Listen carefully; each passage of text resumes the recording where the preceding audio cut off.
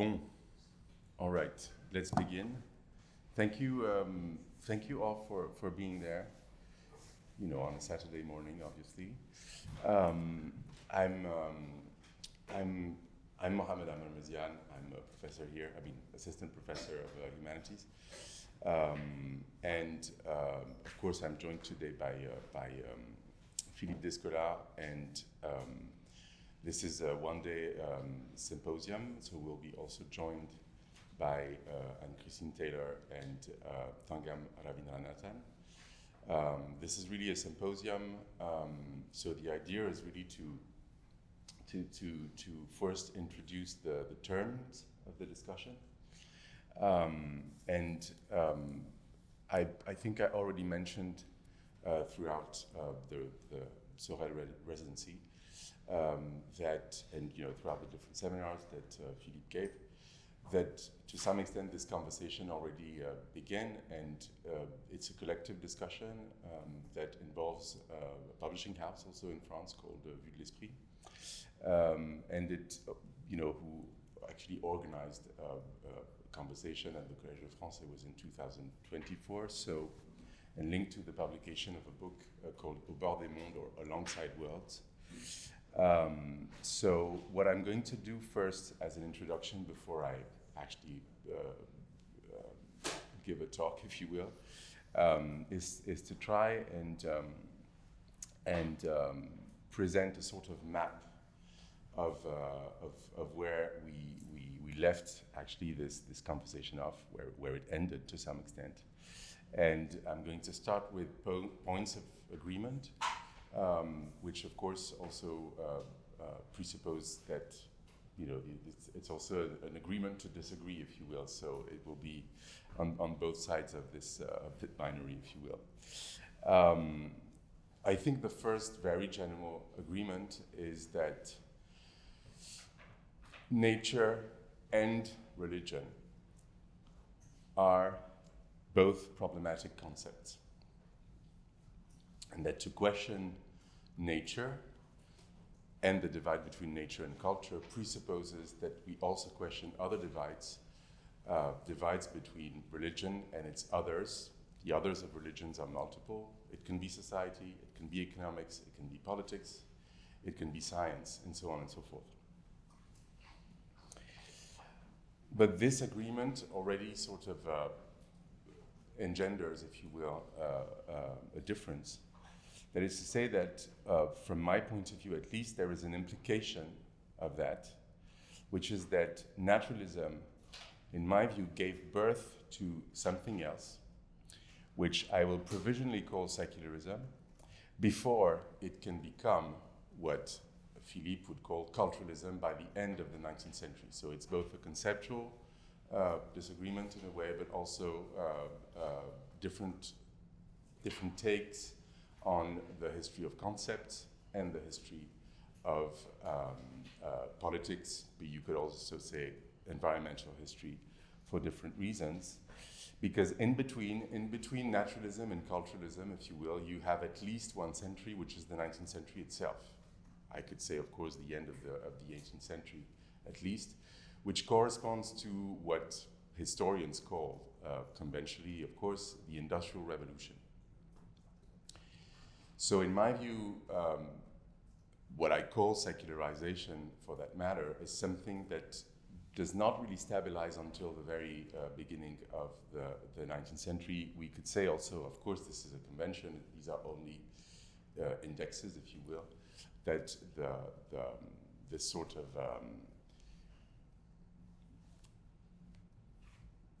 quasi-simultaneity between the French Revolution and the Industrial Revolution is partly what I'm talking about.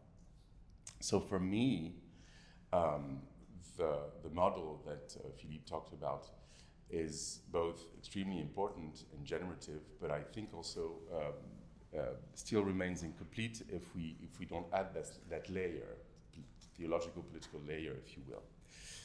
And it also, I think, helps us to think about that model not as a static model, but as a dynamic model.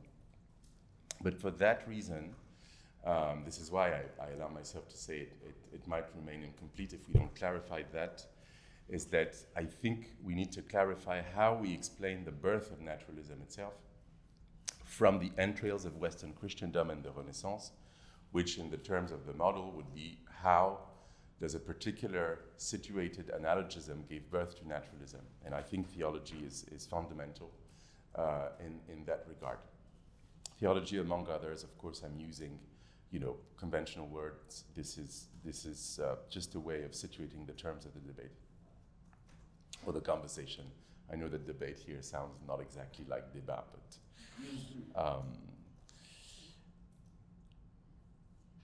of course, there is this question about modernity that we talked about, and Thangam mentioned it as well, that modernity, of course, is globalized in ways that is, in my view, not completely reducible to a universalization of naturalism, which, of course, raises the question of how we think about what Philippe would call hybridity, but also raises the question of how we could think about hybridity between different, what he would call different forms of worlding, but also raises the question of what other concepts we may use to make sense of that, apart from hybridity. But this is also an open-ended question. I'm not trying to say, I'm not trying to oppose certainties to certainties.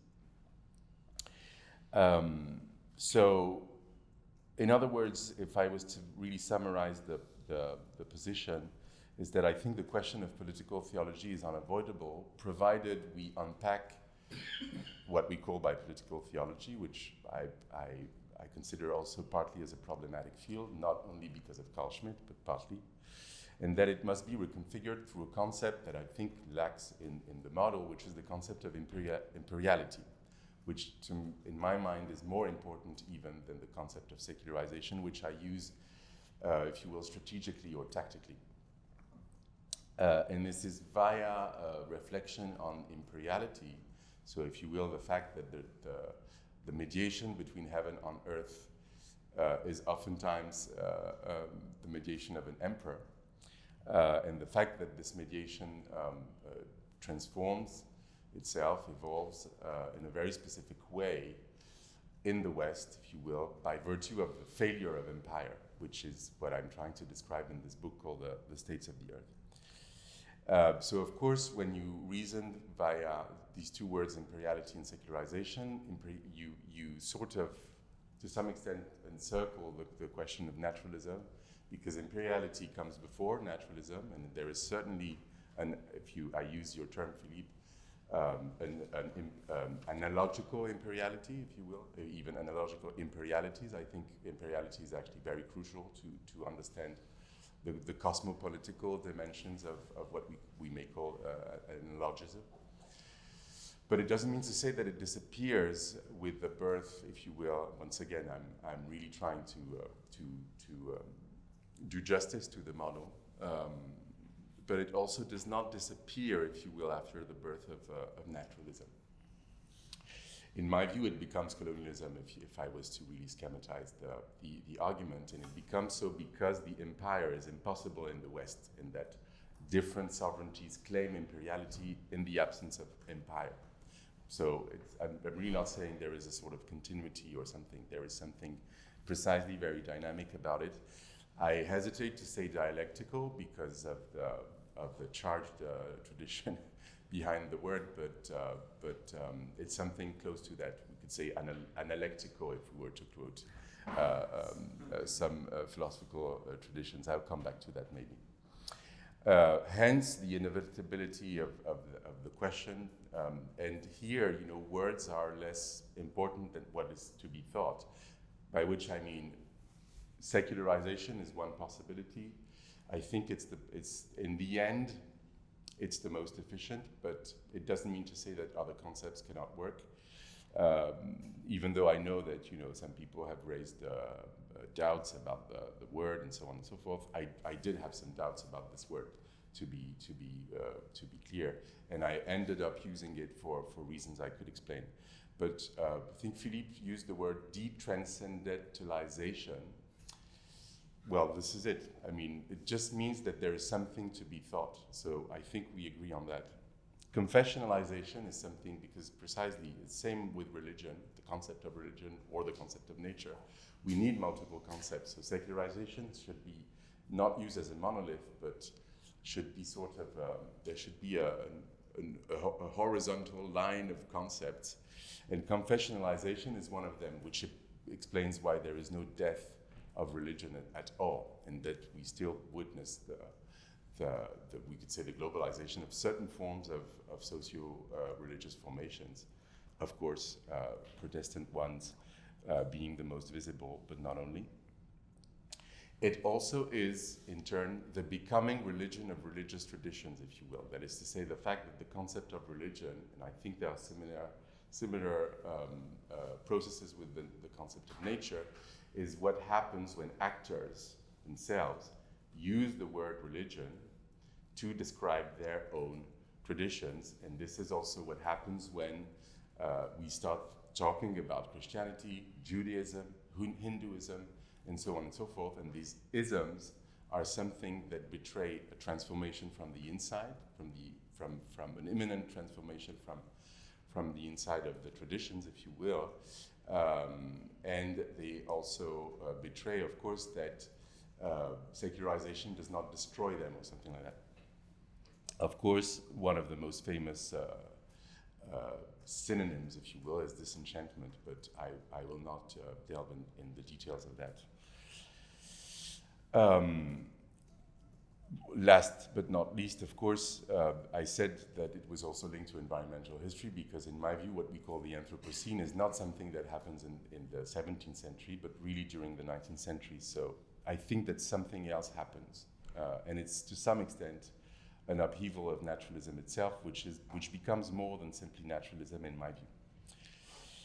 Second, and I think that this is really an agreement that we have, and I think it's an agreement about, let's say, epistemology. The fact that Western philosophy does indeed constitute the conceptual apparatus of the social sciences, or the human sciences, and therefore specifically of anthropology. But this apparatus is local and not universal, hence the need for constant self-criticism within the social sciences and the humanities, which requires an awareness of the philosophical framework of even our most descriptive concepts, which I would add signifies that the history of philosophy is a scientific endeavor. Three, this is a doubt I have, but I think that it's once again an open-ended question, which has to do with the very concept of analogism, which, and this is my question, I'm wondering if it's able to enact, if you will, the comparisons we need between so-called spiritual or religious traditions, which I would call provisionally metaphysical legacies, without reducing them to ontology, but I will get to that later on. So I'm going to skip some remarks and get precisely to that point, which is going to be my central point today. I will say that as simply as I can, and it has to do, of course, with the notion of the invisible.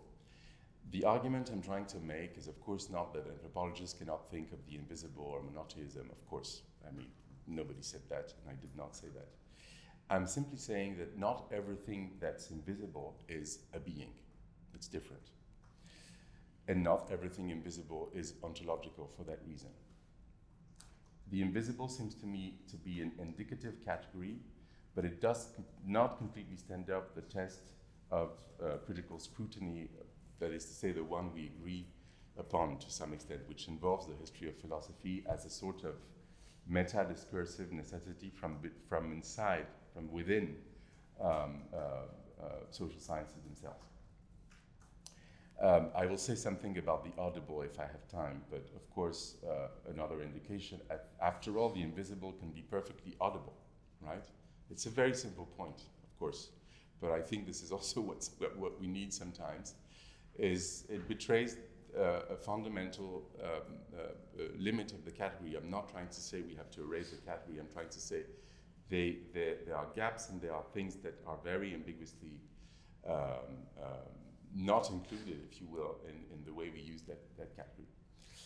Which makes the category, of course, of the invisible equivocal and ambiguous. I will say why. I will say also that this is the fact of mapping the debate as, the conversation as such is already enough to recognize the need not for a new turn, not saying there needs to be a new turn. If I suggested that, it was purely tactical. But the need for a metaphysical anthropology, and I'm not, or rather, for another metaphysical anthropology, because as I will show, once you use ontology as an anthropological concept, you're already in the field of a metaphysical anthropology, whether we like it or not, for reasons that have to do with the grammar of the concepts we use and with the history of that grammar. And it's necessary from the point of view of, let's say, recent progresses or advances in social sciences and philosophy. So here are the questions I think that we agree are important. How, if we question the terms we use, right? How could the change of these concepts that come from either secularism or naturalism, how do we change not only these words, but how do we invent another conceptual apparatus? And how can this invention really create a paradigm shift? And how would that be necessary and effective from an empirical point of view? And what would social sciences or humanities look like if their operational and structural concepts came from philosophies other than Western philosophy? Hence, maybe I'll talk about that, my use of a concept like Barzakh is not comparable to totem perspectivism, that is to say, to the way in which anthropologists bring, if you will, non-Western concepts within the field of anthropology, because I'm trying to do something that exceeds, if you will, the field, and has to do with looking at another intellectual tradition that exists, that is here, that we can read, but we don't read, of course. Okay, metaphysics or ontology? Why this title? Why should there be an opposition between metaphysics and ontology? And in truth, an even simpler question arises, and it is the question that the title, and in part this day, are aimed at, that of the very phrase ontology. This concept is on many lips, maybe not everyone's lips, but many lips. Over the past 20 years or so, and thanks to Philippe for sure, it has made a dramatic entrance into the social sciences, at least as much as animism and the non-human, thanks, of course, to the fields of environmental studies, among others. We assert that ontologies exist without necessarily justifying the use of this term, and my first argument today is simply to argue that the term ontology is not self-evident. However, one comment is that one of the reasons why I think we should spend time with this dialogue is that I do think that the use of ontology that's made in Beyond Nature and Culture is, to me, the most rigorous that you can find in anthropological literature. Hence the fact that I don't spend, the same time with other uses that I think are much more indeterminate. Anthropologists, of course, among others, have sought to undo and dissolve a whole series of universals that philosophy often tends to presuppose, assume. We can make a non-exhaustive list. We talked about this. Nature, non-universal. Culture, non-universal. Religion, non-universal. Society, non-universal. History, non-universal, etc., because the list is long. But I'm just saying, one is missing from the list, ontology, not universal, in my view. I don't think that ontology is more universal than nature, except that it has given itself the status of the universal science par excellence, that of being or existence, that of the whole of what there is or reality, typical of a certain kind of abstract universal. And I'm not talking about universalism here. To what extent does this category still function in this way when it organizes the totality of the patterns from which worlds are made or worldings are enacted? Here we can notice that there is a reversal of roles between the anthropologist and the philosopher, if you will, because the reason why the roles might have been reversed is precisely when we question this concept of ontology itself. It is then anthropologists that seem to assume a universal, that a knowledge of the history of our concept invites us to question, especially a history of our philosophical concept.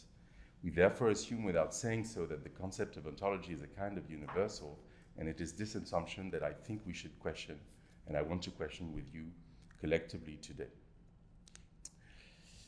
Is ontology an anthropological universal, even as a framework to describe the generality of what is local? To speak of ontology without offering a critical history of metaphysics, I'm really insisting on that. I'm not trying to sort of make some sort of leap in a very abstract metaphysical reasoning. I'm talking about offering a critical history of metaphysics. So to speak of ontology without doing this critical history of metaphysics is like swimming in a river and claiming never to have seen that strange element called water.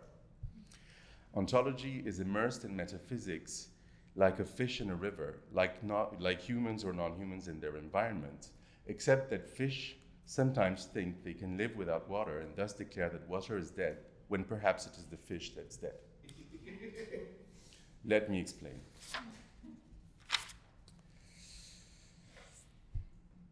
The question posed by this book, Au bord des mondes, or Alongside Worlds, is very simple, but it has never really been, if you will, discussed. There were commentators, and sometimes they liked the book, sometimes they hated it, and so on and so forth, but strangely, the argument has never been discussed. That's the argument, or rather the question, quid of the real? Are the multiple languages of the real translatable and reducible to languages of being? Okay? So it has to do with the very simple distinction between reality and being as two concepts.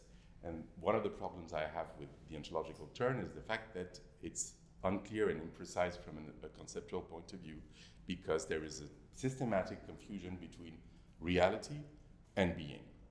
And this is not questioned. So I'm simply saying, philosophically speaking, if we use the word ontology, this is not innocent, and we have to be rigorous with the concepts we use. That's it, period, if you will. Let us suppose, because now I want to give you another kind of reasoning, which belongs to what I would call a dialectical epistemology of the human sciences, different from the archaeology, if you will. Let us suppose that we give the concept of ontology as it is used today in philosophy in certain areas of the social sciences its least structural and least philosophically determined meaning, right? Because you could say, of course, someone could answer, you know, you're really trying to make a distinction that's not useful. We're just using it because we need it, or like that. Okay? Okay, let's be indeterminate, therefore. We will then assume that any investigation that shows that social actors ask, and sometimes ask themselves, the question of what is real or unreal is ontological. This is what we would do. But precisely this definition lacks conceptual precision because it confuses the real and being. And the first, it's not the main argument of the book, is to say that there is at least one word that people use, which is barzakh, that is not ontological, because it means the space, if you will, that separates being and non-being, but there's neither being nor non-being. And it's a very simple word. It's not, and it became a concept within parts of Islamic metaphysics. So here you have a concept that tells you, literally, ontology doesn't work, right? And I'm not saying that people need to do metaphysics to do this, right? Metaphysics as a discourse is different from the metaphysical, right? But they're saying something that doesn't fit. It's trans-ontological, if you will. But that's not the only argument I want to make, and I want to add another argument today, also because we talked about language, and we'll probably talk about language even more. Taking up an argument made by grammarians, linguistics has long questioned, since Benveniste, for example, the supposed universality of the category of being. The first person, to my knowledge, who made this argument is not very well known. His name is Abu Sa'id al-Shirafi, who died actually in year 979 of the Christian era, and who defended the thesis of Greek, that Greek was the language of being, right? Greek, not Arabic. According to him, all logic, including the Aristotelian logic, could only be the description of a given specific natural language. In my view, Benveniste actually revisits the argument nearly a millennium later. A millennium, it's a few centuries, right?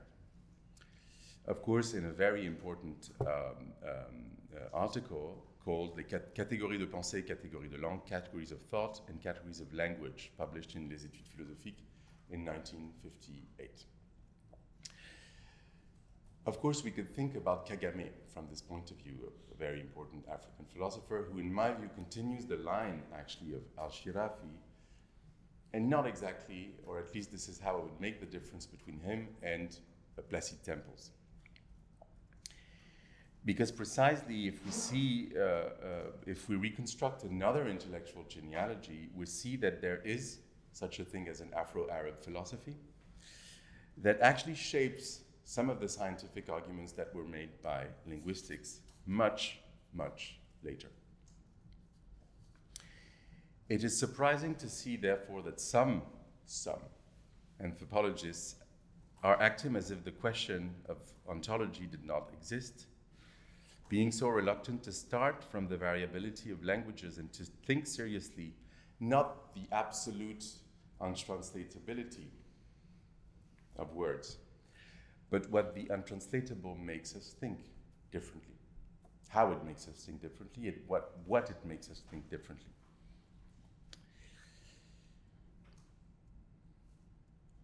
So, of course, I said that the history of the concept of ontology is therefore needed, and I think it dates back to the metaphysics books, or textbooks even, this is how it should be called, les manuels, of the classical age, and not to Aristotle.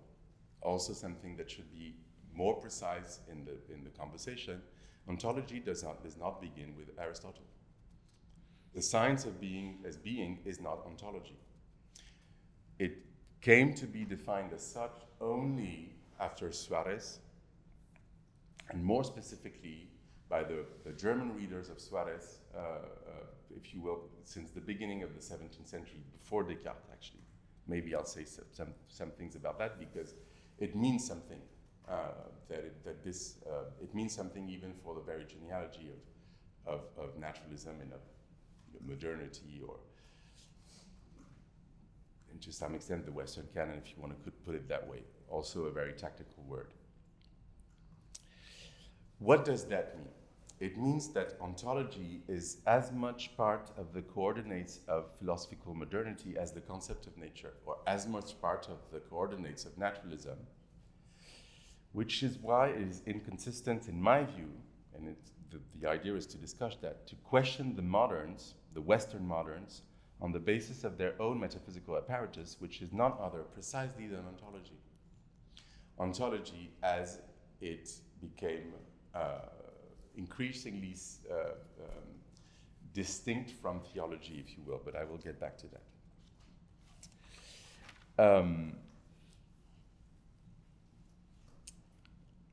So in my view, philosophers, because of course I'm not only criticizing anthropologists, I think some people thought that it was the case, but I'm not. I'm actually taking what anthropology has been doing for the past 20 years very seriously. And I'm much more trying to move away from a certain practice of philosophy than anything else. Hence the fact that I speak as a philosopher, and I speak also to fellow philosophers. So what I'm going to say does not concern Philippe at all. And this is also why we're having this discussion. But I think that many other philosophers or social scientists tend to use the concept of ontology, but reject that of metaphysics, And by doing so, they betray a lack of logical rigor and therefore of scientific seriousness of their reasoning. Because of course, scientificity is not only about the empirical, it's also about the scientific rigor of the concepts you use, right? And the systematicity of the concepts you use, right? As even our good friend Quine would agree. Indeed, as I said, ontology has never been anything other than an avatar of post-Suarez metaphysics, what school textbooks generally called, precisely, general metaphysics, an expression that Kant later borrowed from Wolff. So of course I'm suggesting that without this shift I'm trying to describe, there is no critique of pure reason. So there is no destitution, even though Kant is something much more complex than that, no destitution of metaphysics. There is no death of metaphysics, which of course is the myth I'm questioning. So whether we like it or not, a central part of anthropology is therefore already metaphysical as soon as it uses the term ontology. Ontology has become the way in which metaphysics, which we assume to be dead, has been maintained clandestinely and in an unacknowledged way, precisely since Kant. Let me just propose a formula. Ontology is the impossible morning of metaphysics. If the return of this term is so important today in the social sciences, I'm talking about ontology once again, it necessarily leads us to ask again whether metaphysics is truly dead, and therefore to question the philosophical matrix from which the social sciences were formed as a result of empire and imperialism. The proof of the necessity of this argument can be found in the history of philosophy. I say this in part because most arguments about naturalism are premised upon an anthropological history of philosophy that sees a certain kind of Cartesianism as the archetype of modernity. The sequence I'm about to describe, and I already actually described it partly, cannot be reduced to the birth of naturalism and therefore of Cartesianism alone, but is nevertheless precisely connected with it or linked to it. There is also something very simple for those who are familiar with Western philosophy. I should say continental, perhaps, since we're in the US. That shows that the ontological development of metaphysics, or the becoming ontology of metaphysics, is recent, actually. And I said dates back to the early 17th century, is that there is something absurd that is also fascinating that you find in Kant, right, when you read it, is the fact that God has become one of the objects of special metaphysics. That is the kind that Kant declares impossible as a science proceeding solely by formal logic or pure reasoning, if you will. I want to remind us today that God, for Thomas of Aquinas, was being itself, being in its absolute generality, right? There's no real distinction, maybe analytical, but in the end it was the same thing. This is why I was saying that ontology was born by becoming independent from theology, not completely independent. It's a very slow process, of course, but you see that there is some sort of discrepancy between questioning being and its generality and questioning God, which increasingly is going to become one being, right? One being. Of course, you could call him or it supreme being. It doesn't really change the fact, right? And this is also why, of course, I'm saying that for our Heideggerian friends in the room, the ontoteleological, instead of using it as if it was, valid from the pre-Socrates, from Plato or Aristotle until today, we should probably look much more closely at these specific shifts in concepts, right? The implication of that for Derrida is another complicated matter, but I think there are implications. And I'm saying this as part of the philia in philosophy, which of course means friendship, even though we have no friends and friendship is impossible and so on and so forth.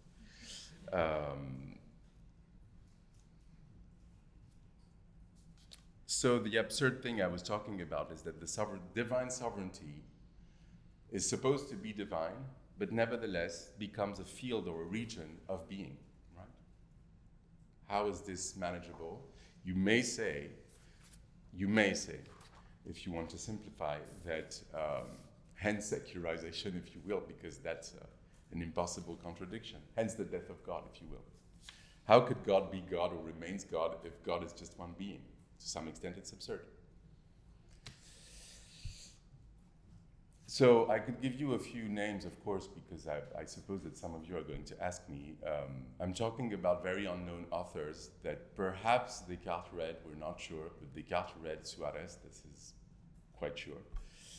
Clemens Timpler, they are Protestants precisely, this is interesting. I mean, I'm not going in the details. The shift begins in the Spanish Empire, but it really becomes, if you will, stabilize in a non-colonial empire, which is the Holy Roman German Empire, right? The Reich. The other one is called Glossenius, but he was also known as Lockhart. And precisely, they came before Descartes and are part of the naturalist revolution, what you would call that, or maybe they are premises, or they are the ones who make the shift possible. Maybe they're still analogists, I don't know, perhaps. But what is sure is that they're preparing something, right? Descartes, thus, is prepared by Suarez, and we understand that the birth of ontology with Suarez shapes both actually naturalist and non-naturalist philosophy that we could call modern, hence the fact that I think we need to think about a broader model. Also to understand why philosophy in the classical age is not only naturalist philosophy. It would then explain why Spinoza and Leibniz are there, without reducing them to either animists or analogists, but also, of course, afterwards, Kant, Hegel, and I would even say Heidegger. So then you have a really comprehensive way of writing the history of philosophy as an anthropologist, so to speak. So a more complete analysis, in my view, of the birth of naturalism requires a history of the theological metaphysical transformation that made the formation of the concept of ontology itself possible. There can therefore be no ontologies, only variations of worlds. We will talk about that even more, I hope. And it is in the interstices between two of these worlds that the very possibility of naming ontologies as modes of figuration of worldling arises. And these two worlds, of course, are what you would call analogical on the one hand and naturalist on the other. So I said it, ontology is always metaphysics, and an ontological anthropology is therefore always a particular form of metaphysical anthropology, even if and when it unfolds as anti-metaphysical, of course, because one of the becomings of ontology is, to some extent, to radicalize the autonomy of ontology vis-à-vis theology, or being vis-à-vis God.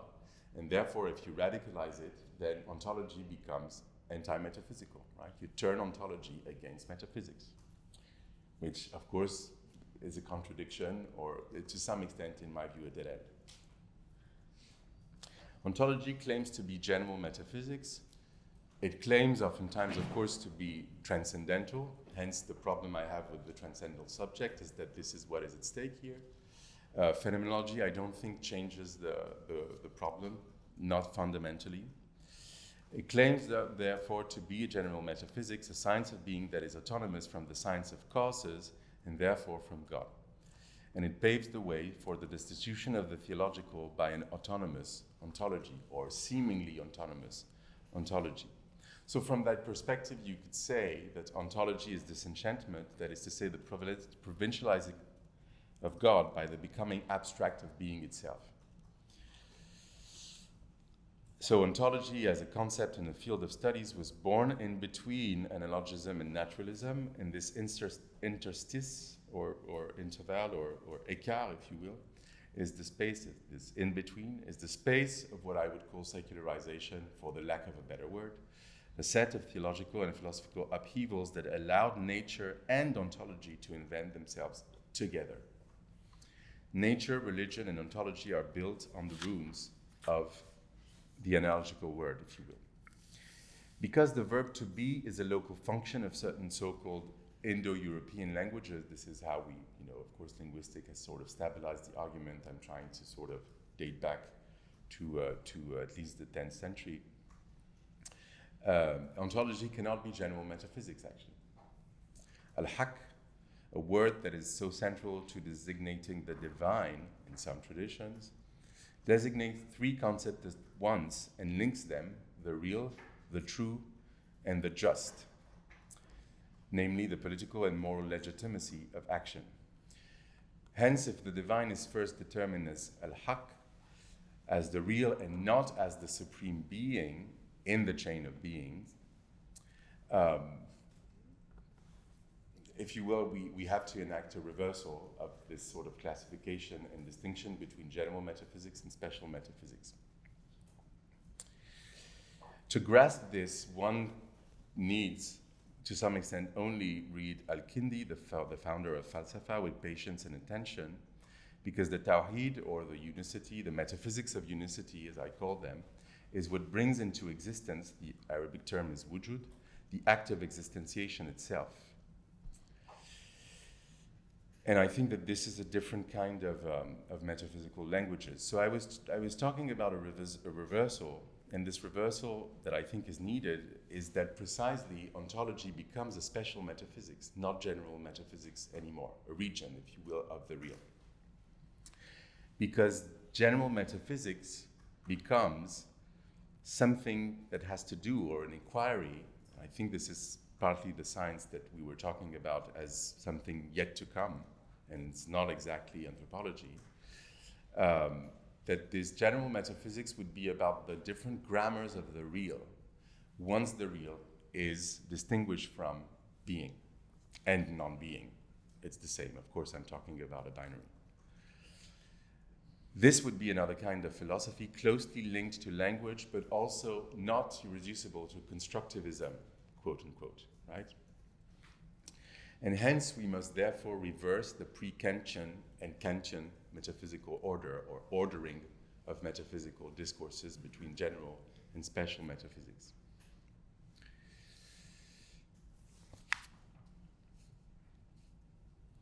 So of course this is where this notion that I used, I'm not the only one to use it. The reason why I used Barzakh was precisely because some anthropologists, especially in the field of the anthropology of Islam, use it. So I'm using it not really tactically, but dialectically, in the sense that I'm trying to see, to enact a movement that's already enacted actually within how anthropologists think of their own fieldwork, right?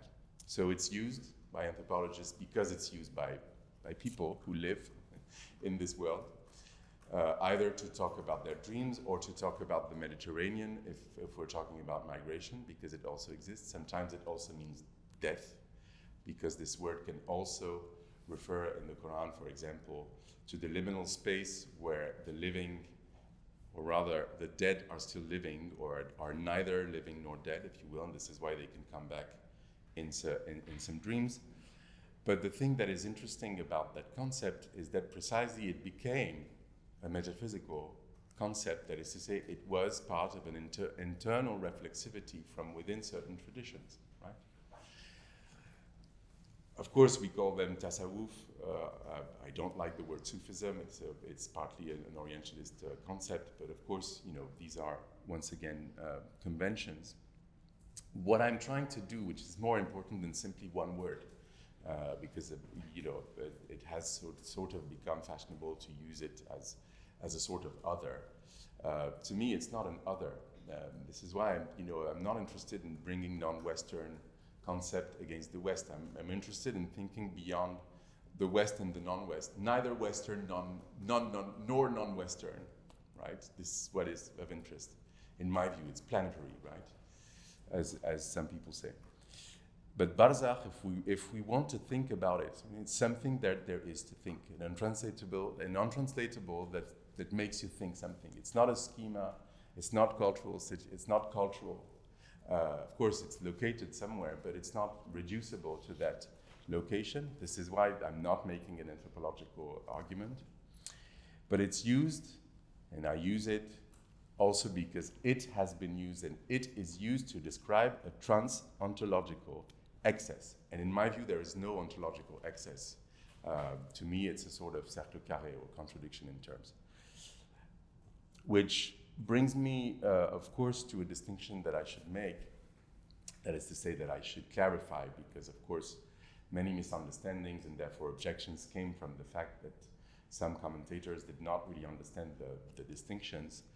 There is, of course, a distinction between the metaphysical and metaphysics as a discourse, which for me is different.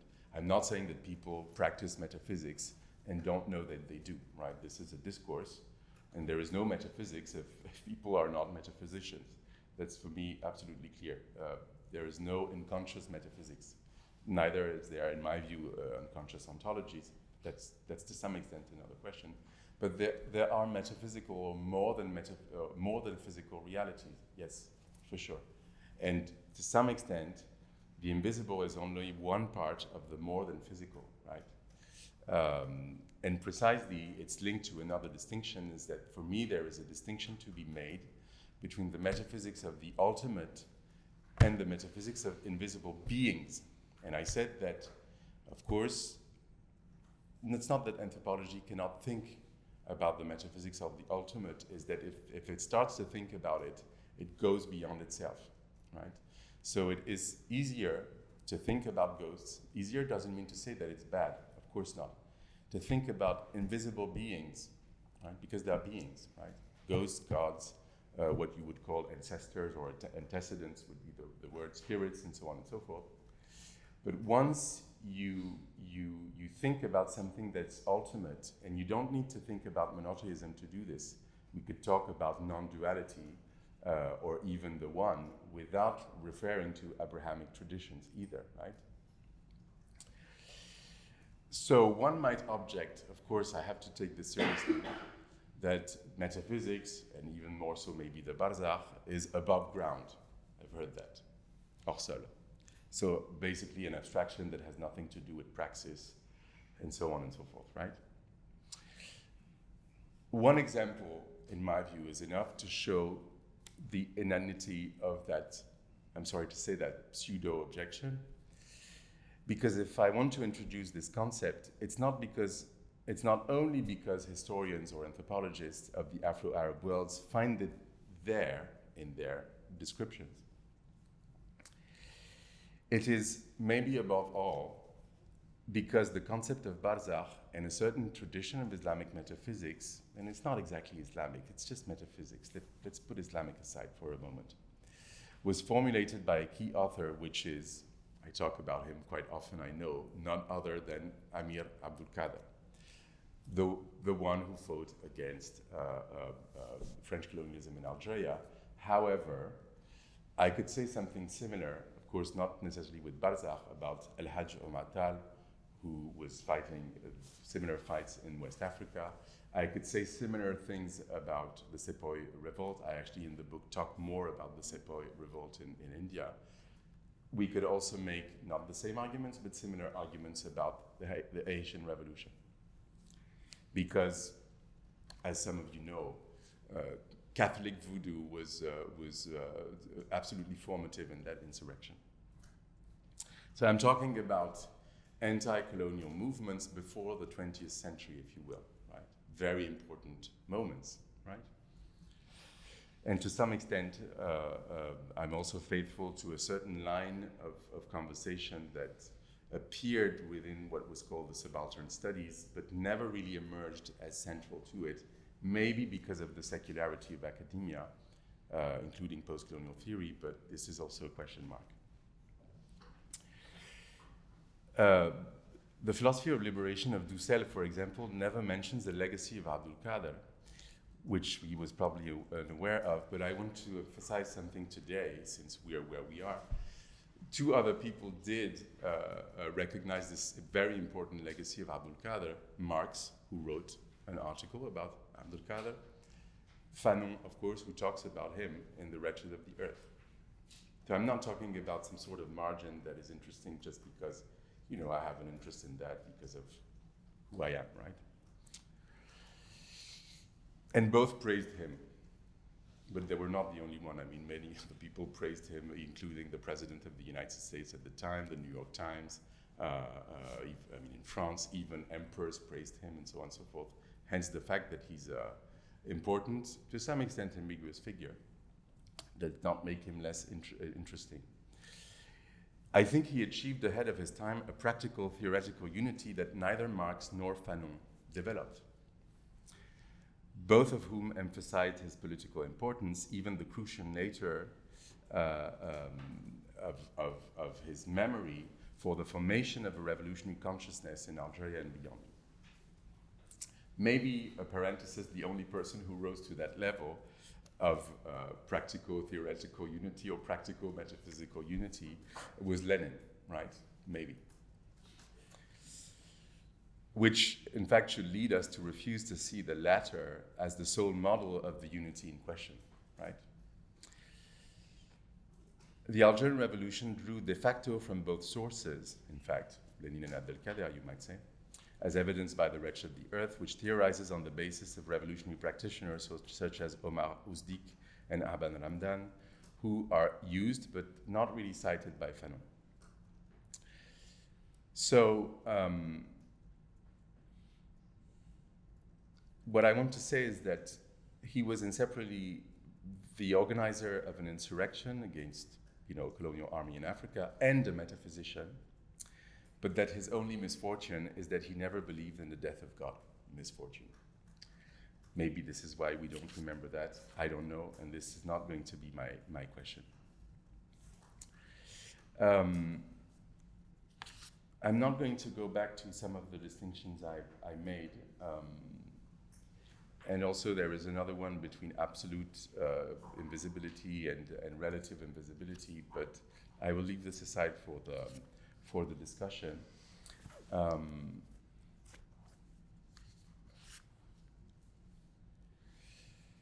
And I want to get to some sort of conclusion, which of course is not going to be a conclusion because it's supposed to be an opening, or the opening of a space, if that's possible.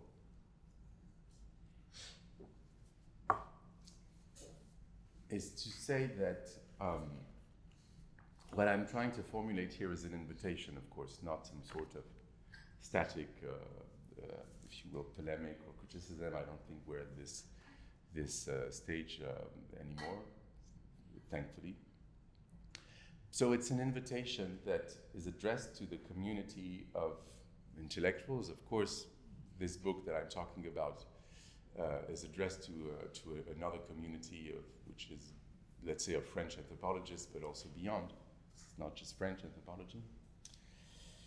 Those who are concerned, and this is something also that's not really clear in the book, but I should clarify, not only to decolonize knowledge, I use this word also tactically, but I would say, if you followed what I said in the beginning, to de-imperialize, which is not exactly the same, to de-imperialize knowledge,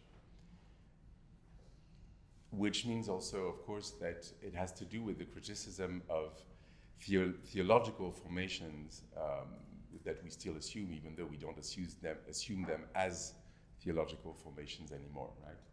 And hence, of course, the idea is to redeploy not only a dialectical epistemology of human sciences, but to connect it to a renewed critical history of metaphysics that would not only be, if you will, Western or Greek and Western, and would sort of fill the gap in between, if you will, Aristotle and Descartes, right? There are a few centuries in there, right? And these centuries are cosmopolitan centuries, to say that Europe does not exist as such. And of course, Greek philosophy became something else, if only because it spoke Arabic. But also, it was simply, and this is where Orientalism still traps us, it's that these translations were not just translations, that is to say, it gave birth to a metaphysical tradition that went beyond the Greek matrix, right?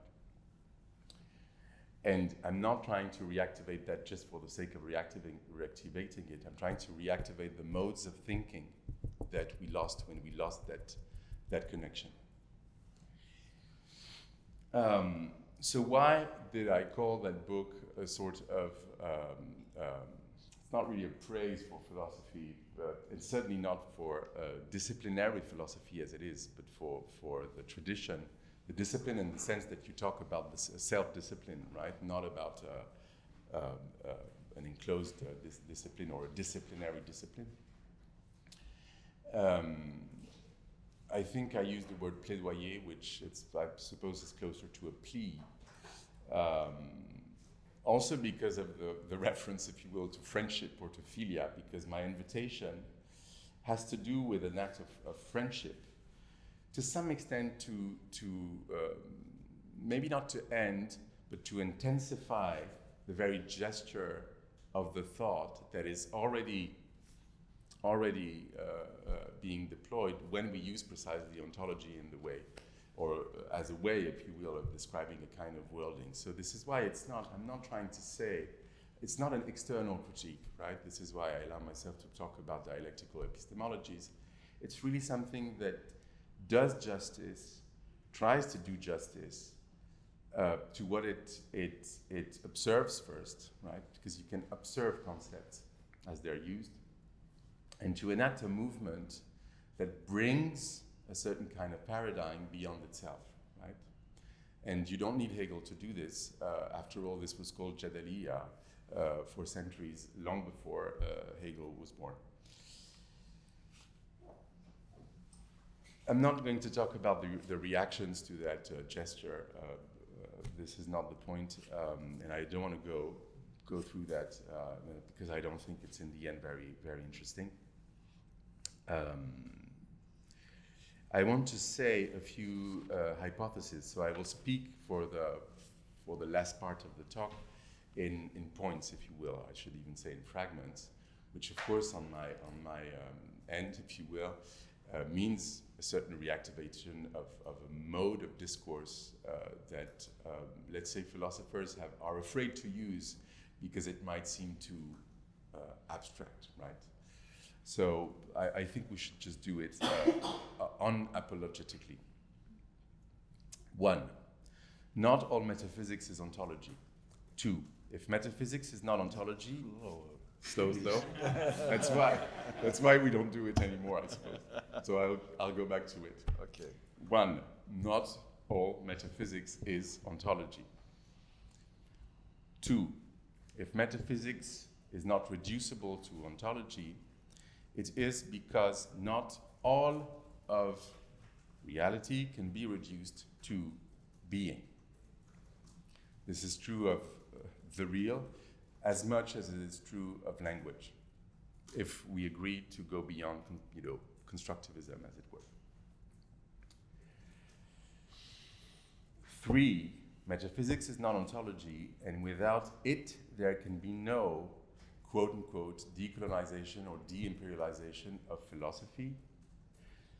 One of the indexes, if you will, of that, or traces of that, is the fact that before we came to talk about decolonial theory, the gesture that we describe as such today was called a philosophy of liberation. And this philosophy of liberation was premised upon that very distinction between metaphysics and ontology, which of course was identified. I'm not saying I could totally agree with that, with an imperial language. Ontology was identified to an imperial language. Going back to Aristotle, which precisely is also what I disagree with. 4, if all ontology is metaphysics, not all metaphysics is ontology. So it means that metaphysics has just a broader scope, if you will, or in more technical logical terms, has a broader logical extension. So it means, as a result, that the so-called ontological term is simply an instantiation of a broader genre, which I propose to call metaphysical anthropology. This is very different from a Kantian philosophical anthropology, because of the fact that it's metaphysical, right, precisely, but also, and this is of course why this movement I'm trying to enact is to some extent immanent to the non-human turn, to use a conventional expression, is precisely also because the question of this Kantian anthropology is what is the human, right? Which of course is not a question to which we could reduce anthropology anymore, and this, of course, this is true of the human sciences and social sciences in general. So I'm taking this very seriously, of course. It means that a metaphysical anthropology is about the intrusion of the deceased metaphysical we were mourning without, or rather, sorry, within the discourse of the social sciences, including anthropology, right? And of course, we could, I'm not going to do this, but I mean, I could, discuss les mots et les choses from that point of view, the fact that Foucault, to some extent, seems to complain about the fact that the emergence of the social sciences or human sciences presupposes the impossibility of the metaphysics of the infinite, but in the meantime, he also acknowledges the fact that there is a certain necessity of that return, but it's completely open-ended and it doesn't go anywhere to some extent because Foucault sort of assumes, sometimes he's very explicit about this, that this will lead to failure, right, inevitably.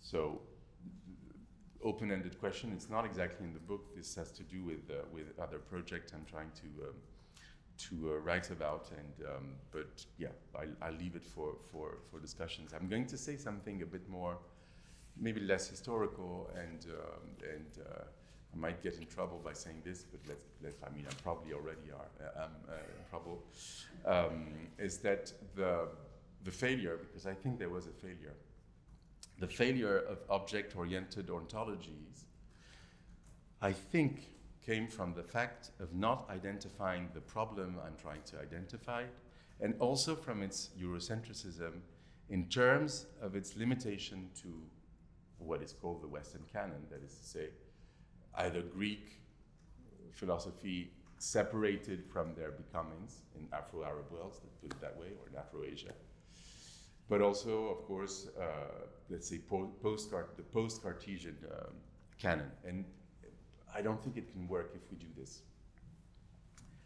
And I think that this is where we agree maybe the most with Philippe.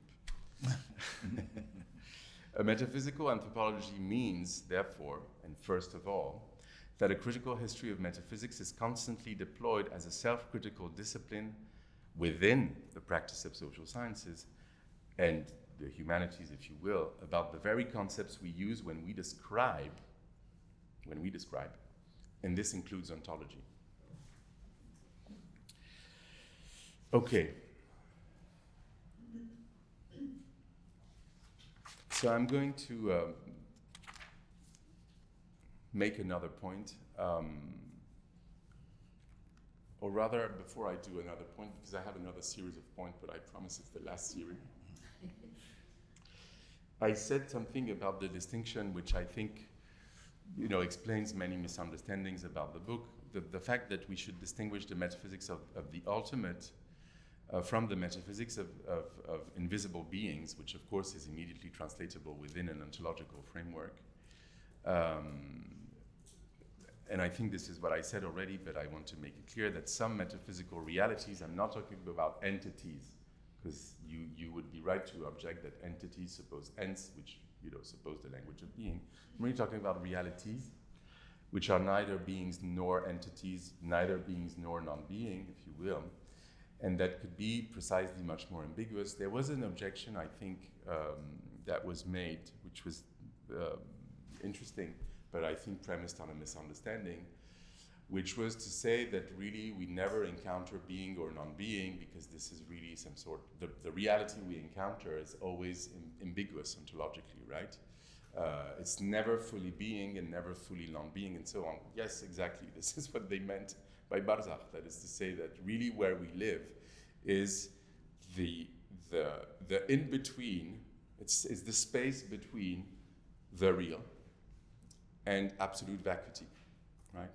So yes, to some extent from that point of view, everything was barzakh for them, for people like Abdul Qadir, right? Yes, exactly. This is exactly the thing. So the objection actually proves the fact that yes, barzakh is not a cultural concept. You're in it, right? But I can give other examples because, of course, I want also to move away from another objection that I would not spend time on because I think is a bit, anyways, which is about, essentializing, blah, blah, blah. I mean, everybody get that objection. Said got that objection, Assad, and then, I mean, once you say something because you're someone, then, people say you're an essentialist or a culturalist. I'll put this aside. This is really not interesting. What is more interesting is of course, to say that this has nothing to do, another misunderstanding, with deploying an Islamic anthropology or even a Barzakhian anthropology, even though you mentioned that possibility, I remember in an informal conversation, which I found very friendly and encouraging, but this is not my point. I'm not trying to get there. I don't want to make Barzakh into some sort of all-encompassing concept. Hence, there are, of course, other concepts. Other examples of the kind of concept I'm trying to think about. I think ghosts can be seen as some sensations of that because they appear and we don't really know if they are, right? We'll talk about that this afternoon, so bear with us, so to speak. Of course, we could talk about the one. Another misunderstanding is the fact that I'm not defending monotheism against pluralism. I'm against the category of monotheism. Actually, I think this is part of the problem. I think it's a very poor category, if only because there's theism in there, right? Which presupposes that we would talk about theologies. It's not about theologies, right? I mean, theos is it's a specific language. Mono, there is not a mono of the mono, if you will, right? I mean, there is the one, there is uniqueness, there is unicity, there is singularity. I could, go into the words. These are not exactly the same thing, right? So, and even if they were the same thing, to speak about monotheism or a monotheist miracle or break, which I completely believe is problematic. Also, the opposition of polytheism versus monotheism. These are old binaries that were invented by people like Hume. There were some Neo-Platonists in Britain who did this also during the classical age. But then, of course, there is our good old 19th century and our good old Hegel and German idealism, who also stabilized that. So I'm not willing to talk about monotheism. I'm saying that the category does not allow us to think about what the hell is this language of the one, if you will, the ones. So it's a very simple point. It's a very open-ended point. I'm simply saying that this remains to be done. That's what I'm saying. Of course, the question then is not to think about it or not to think about it. It's how we think about it, right? And of course, I'm dissatisfied with how we're thinking about it, right? Collectively. Other examples: vacuity, emptiness, impermanence. Not to mention, of course, God itself, if you will. So now, and this is really going to be the last of the last, it's about something that, so these are really things I did not, that came to my mind as part of the ongoing conversation that was deployed during the past few days, during different seminars that you gave and talks and discussions with students and colleagues. Which is about the possibility of a comparative philosophy, which would not only compare ontologies, but compare the different epistemologies that, if you will, are premised upon different forms of worlding, right? And precisely, I'm going to begin with the word worlding, which I want to think about in a playful way, if you will, and to give some well, some deliberately axiomatic and therefore abstract hypothesis about the status of this world, right? Because you say there are different worlds. Of course, the book I was mentioning, Alongside Worlds, or At the Edge of the Worlds, is about saying you can't just say that there are worlds, there are also what exceeds these worlds within each of these worlds, which might be called metaphysical. But today I don't want to make that point again.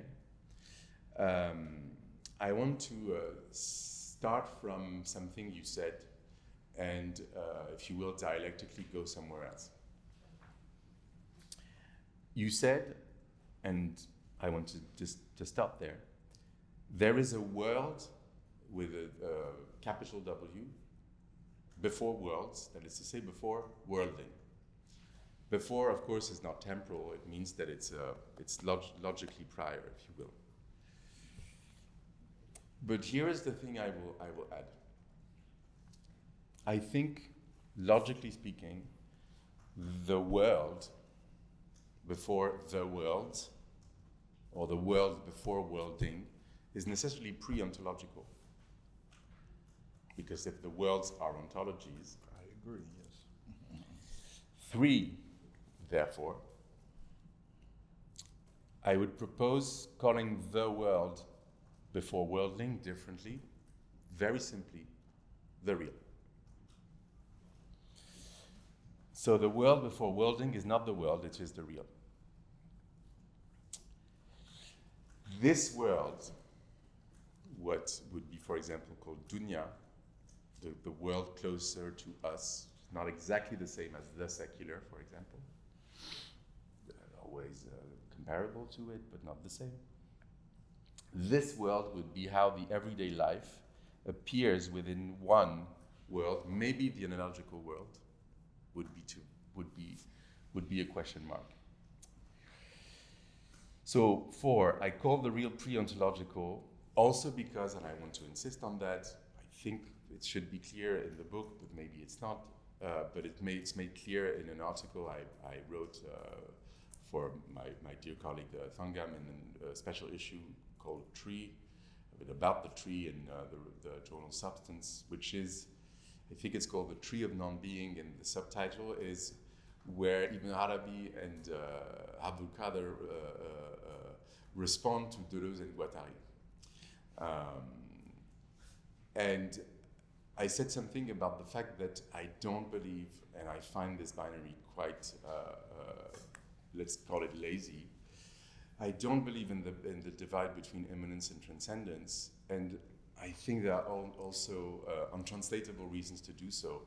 Tanzih and Tashbih, for example, don't mean transcendence and immanence, they mean the fact of uttering the incomparability of the real and the fact of uttering the comparability of that same real, which would be what we call immanence. I think it's very different from something that we find as the very opening, if you will,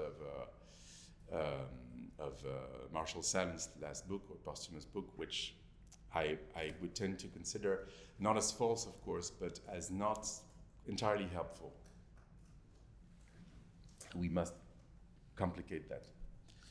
5, the real can manifest itself within ontological frameworks as trans-ontological. It's not exactly the same as pre-ontological. It's the fact that the pre-ontological can manifest itself within each world as something more, and therefore it becomes, if you will, trans-ontological, that is to say, a means of an excess or multiple excesses, which are therefore not ontological, even though they appear within an ontology. This is what I call edges, right? For the lack of a better term, or les bords.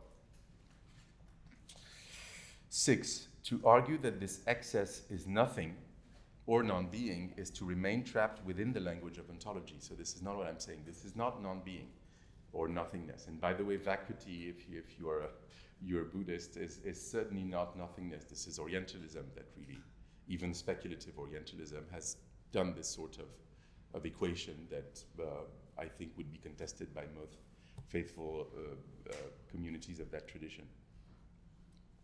So this excess is neither being nor non-being, Barzakh is one instantiation of that, neither nor. And there is no ontological excess. And of course, what, for example, someone like Derrida would call l'entre with an A, I think could be seen as a rediscovery of that, right? A rediscovery of that. And I interpret some of the debates with Khatibi about la bilangue as more or less unconsciously having to do with this. In the case of Khatibi, it was not really unconscious because he consciously thinks about, if you will, tasawwuf as a sort of internal heresy within what he calls Islamic metaphysics. But of course, he has not been read. So it's difficult for me to assume that this is a sort of common knowledge. 8. Instances of this excess can be found within metaphysical traditions or religious traditions, such as Dzogchen Buddhism, Islamic philosophy, or Tasawwuf. And I said that non-duality was one of them. 9. When I talk about these traditions as non-Western metaphysics, I refer to modes of reflexivity that are both internal and also external in the same time to a given tradition, right? It's what people think and know about their own tradition, and that is not unconscious. And the more you look at that, the less you need structuralism, in my view. This is not a polemical stance, of course, but just the will to make an argument, because it's a way of pointing towards what Philippe called a comparative philosophy, in which different epistemologies would coexist instead of a conceptual framework which universalizes the local language of modernity or modern philosophy, modern and contemporary.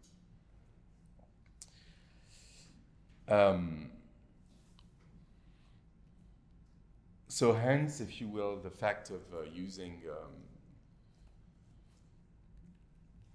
the expression of either dialectical or analectical epistemologies of human sciences, or more simply metaphysical anthropology, because it's, in my view, an orientation, internal, right, to ontological structuralism. But to get there, it has to self dissolve. And this is what I call, and also both the people who reviewed the book and either were critics or defended the book, did not see an expression that is to me extremely central, which is very simply a dialectics of knowledge. This is what is at stake in the book, right? So it's not doing an anthropology without fieldwork. It's not what I'm doing. I'm trying to, and I'm not looking at anthropologists doing the anthropology of anthropologists. I'm looking at the concepts they use, right? And I think you can study the concept they use, hence it's an epistemology. And the concepts they use are not just the concepts of anthropology, of course. They exceed that limitation, but also they're part of the humanities, right? I don't think that when I say a plea for philosophy, I don't mean a disciplinary philosophy that has to become, the sort of primacy as sort of the queen of sciences or anything. By the way, there is someone called Jamaluddin Al-Afghani, also a philosopher, someone trained in philosophy who resisted imperialism in the 19th century, said something very interesting. He said, it's not the queen of sciences, it's the soul. Philosophy is the soul of sciences. I think this is very, very different, right? So maybe I'm more faithful to that in the end. Who knows? Hence, 10th, and this is really going to be my last sentence. When anthropology encounters the truly or the absolutely invisible, it encounters its own limit, that is to say, one of the many points of its dissolution. This will be the end for now.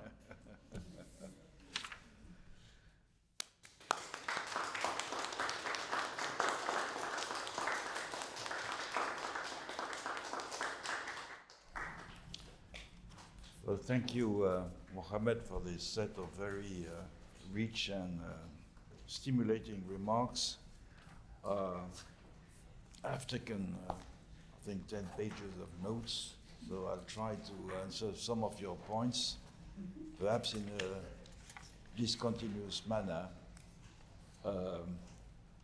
I sensed the kind of uneasiness about the way some anthropologists, and in particular I, use philosophical concepts that we anthropologists sense when the general public uses anthropological concepts.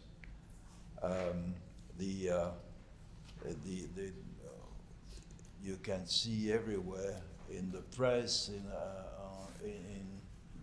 day-to-day conversations, people referring to totems, to the clans, or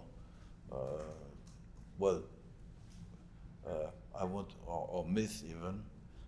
So I won't enter into the details, but these concepts, of course, are used in a sort of common sense approach that is very far from the technical definitions that anthropologists have given to these concepts and reworked over time. So I sense this uneasiness, perhaps irritation at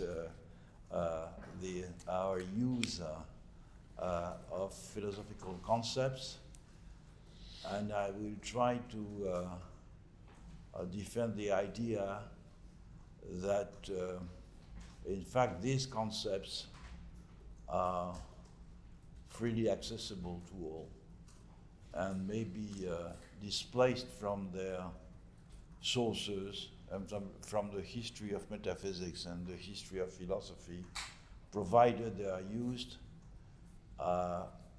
in the spirit in which they are used, which is to solve problems. It's in that sense, anthropology is not metaphysics, because anthropology started, of course, in the wake of colonialism in order to understand very different institutions, systems of values, systems of social organization, etc., that contrasted to those that were common in the West.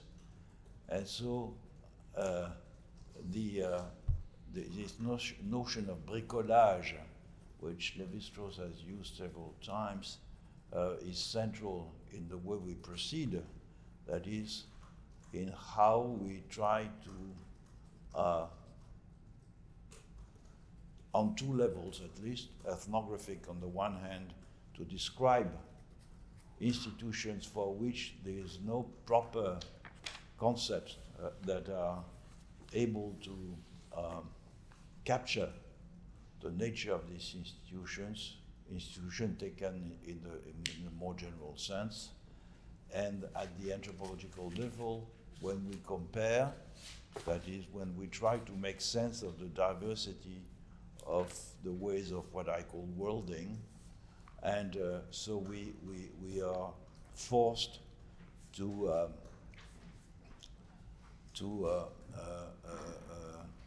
use, and this is particularly the case in the French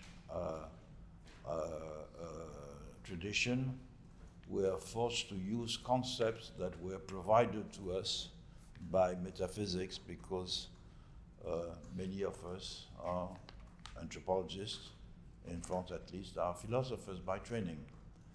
But I claim, and I think that most anthropologists would do that also, I claim the liberty of transposition, of using concepts, metaphysical concepts, in a way that, of course, is maybe very different from their historical background. And I think one of the reasons that, this is a parenthesis, no, but one of the reasons why the French anthropologists who have begun their life as philosophers have switched to anthropology is because they were fed up with the history of philosophy, precisely.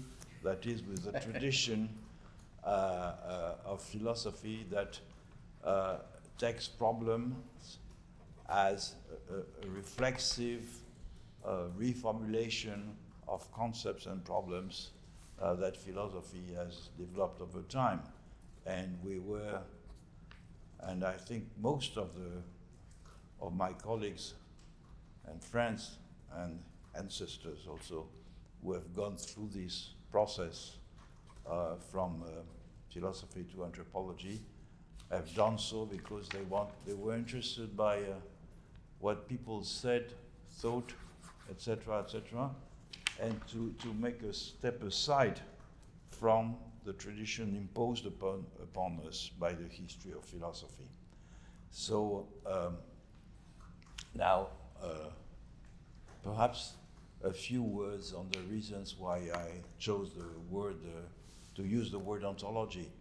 I am thankful to you for pointing out that you find my use of ontology more interesting than others. But it was when I started using the word ontology in the 1990s. I was among the first ones, I think. It was an entirely empirical move, no? It was born out of the criticism of representationalism, if you wish. That is and it was born out of long discussions we had with Eduardo Viveros de Castro, both in Paris and in Rio. I remember walking up and down the beach in Leblon in Rio with Eduardo the whole afternoon discussing these matters, no? And in fact, the idea, and also this is something that I discussed a lot with Bruno Latour, the idea that nature provided the sort of world with a capital W, or the real, as you wish to call it. I'll go back to that afterwards. As the anchor point of the social sciences. If the social sciences can exist and be legitimate, it's because there is an ultimate reality that is nature, which is approached, of course, by the sciences of nature, and the role of the social sciences is to give an interpretation and description of all the local versions of how people see the real, or see the world, or see nature. And it's legitimate because of the existence of this massive piece of the world, which is called nature. And of course, this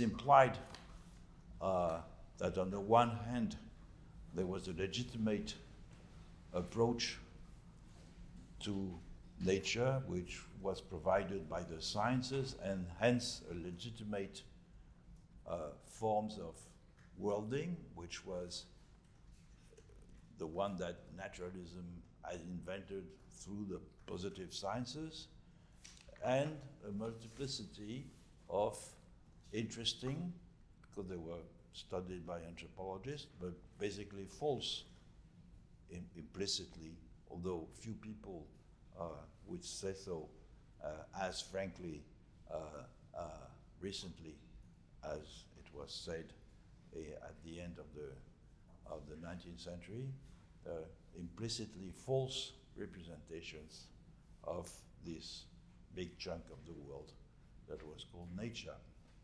And so if we wanted to escape from this quandary, the only solution was to presuppose that precisely this process that I call worlding, which is the detection of certain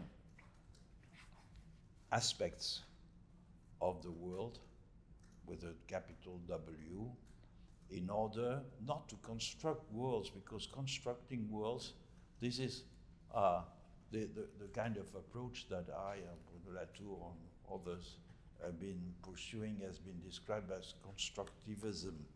It is constructivist in a sense, but not in the traditional sense, in that there is not, of course, we are not interested in the various forms of construction of the idea of nature, for instance, because this would maintain, of course, this duality that we reject. So what I in particular I'm interested in is how is this process of worlding achieved? How do people detect in the world with a capital W some specific and relevant aspects that they will organize in systems that I call ontologies.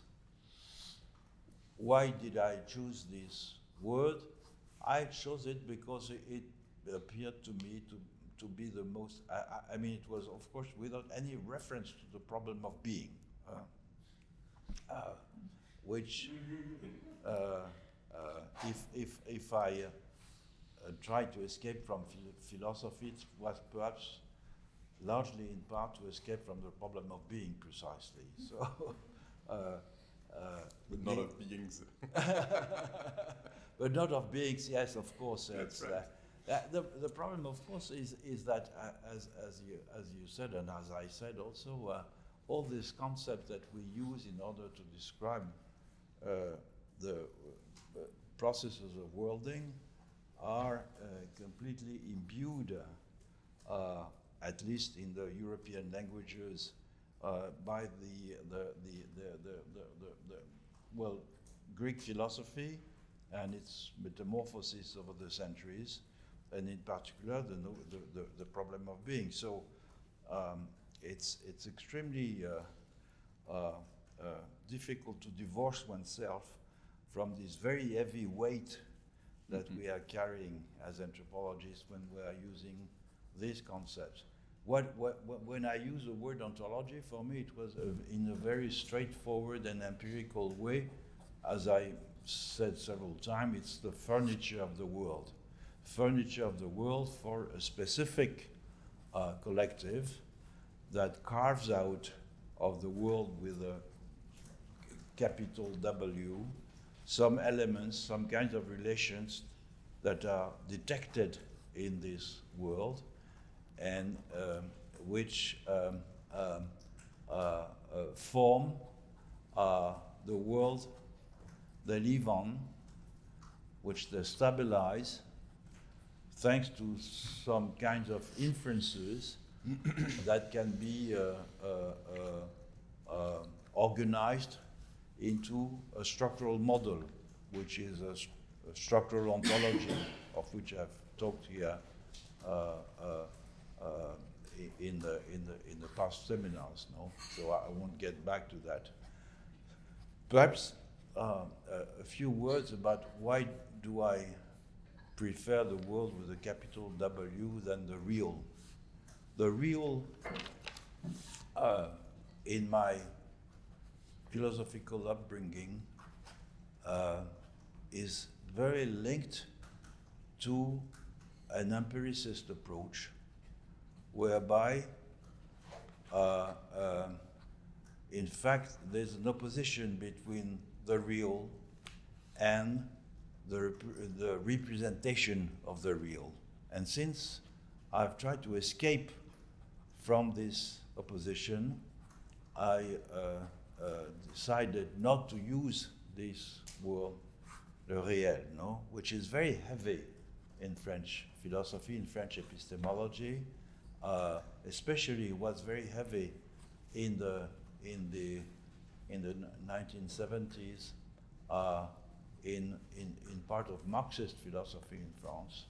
And so deliberately I prefer to, and this is part of the inheritance of phenomenology, which was also important in my upbringing as a philosopher. I prefer to use the world, the world. So the question is that the world presupposes and in a way an unknowable reality, not unknowable in the sense that it cannot be known, but that this knowledge cannot be ever complete, so that the humanity will disappear, probably, and it's not a wish, no, it's it's an unfortunate consequence of the devastation of the world that we are engaged in, which will cut out the possibility of survival of humanity, and humanity will probably disappear before the complete knowledge of this world with a capital W is achieved.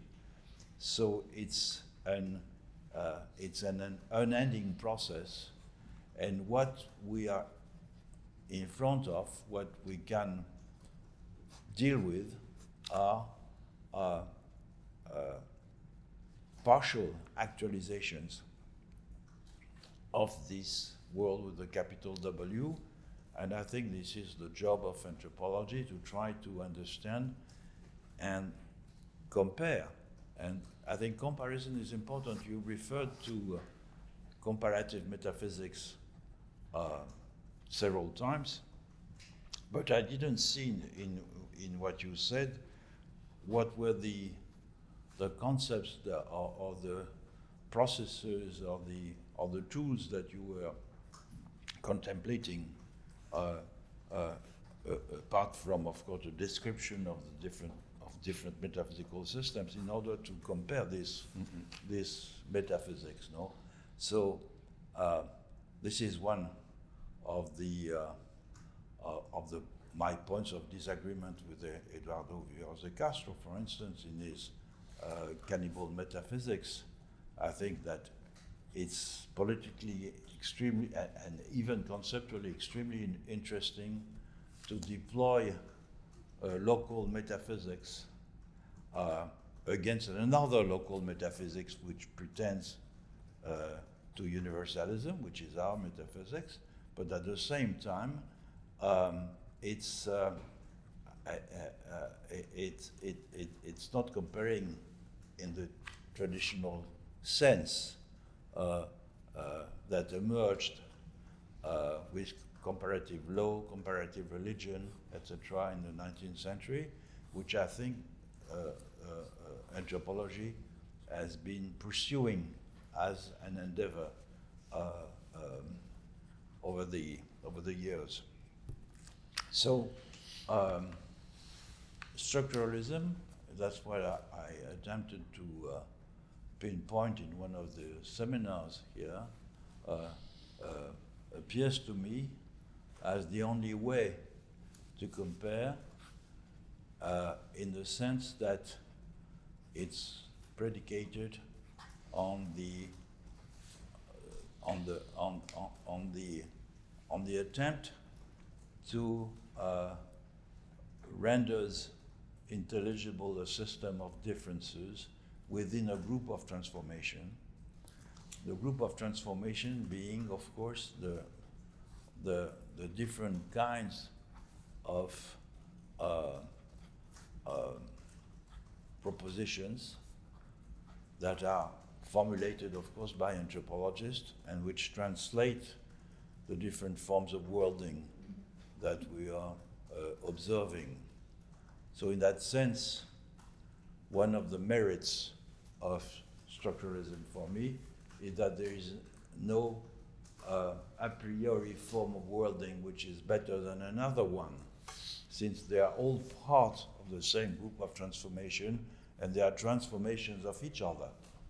So I'm not, although I have no doubt that most of my concepts and and even my attempt as anthropologist is rooted in naturalism.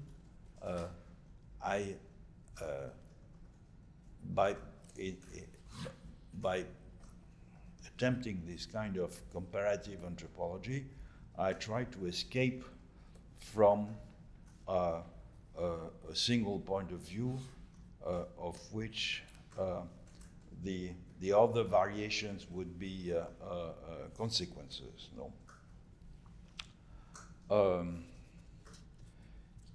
Perhaps I'll go back to a few points you've made by reading my notes.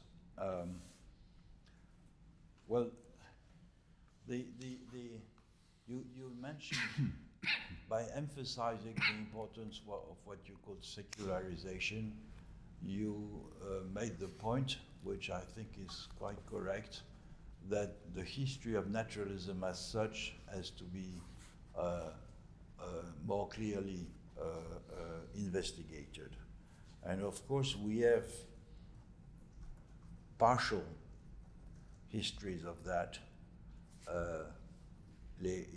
For me, Les mots et les choses was an important dimension of this history of naturalism. At the same time, I was quite happy that you were feeling comfortable with using concepts like naturalism and analogism, which meant that at least they had a modicum of robustness, of conceptual robustness in your attempt. But what you equate, I mean, when you say that what happened in the 19th century is for you secularism and for me culturalism, I wonder whether we are talking about the same thing. Mm-hmm. For me, culturalism is the conceptual aspect which confirms this historical process whereby the social sciences have emerged.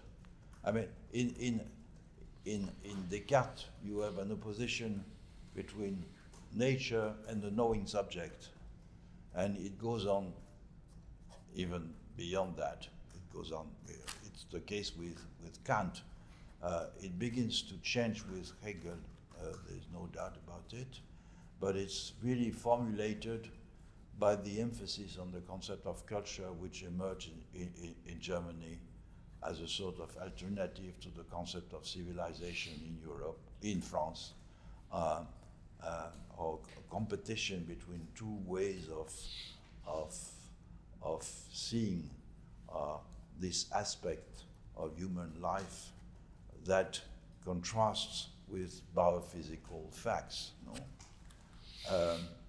And I think this is conceptual history. Secularism is another thing. I tend to see secularism as the result of a process which might be a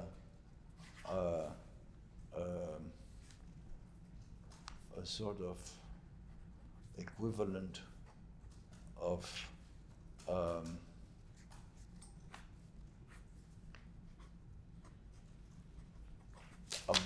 this long transformation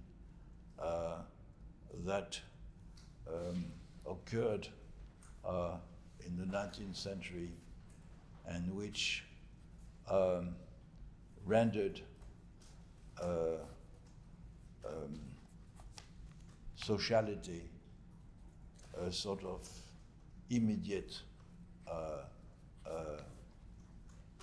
form of experience, of the experience of life.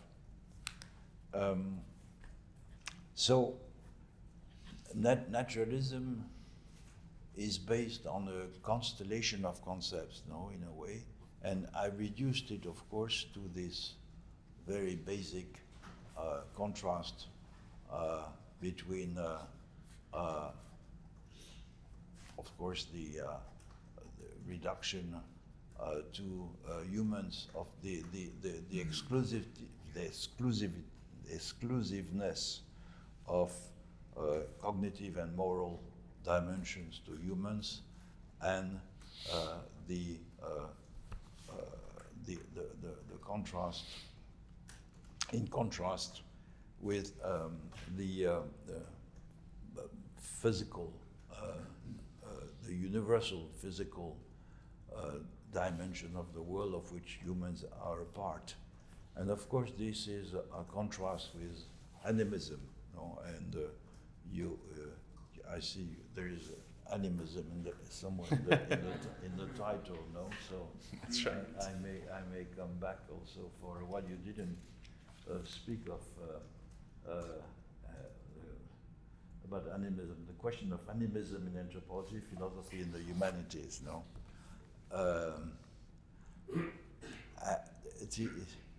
Animism, why did I chose, more or less at the same time that I chose to use the word ontology, I chose to recuperate this concept from the discredit in which it had fallen after Tyler, and which is, again, when I mentioned to begin with your uneasiness with the way anthropologists, and I in particular, are using philosophical concepts, and equate it with the uneasiness that anthropologists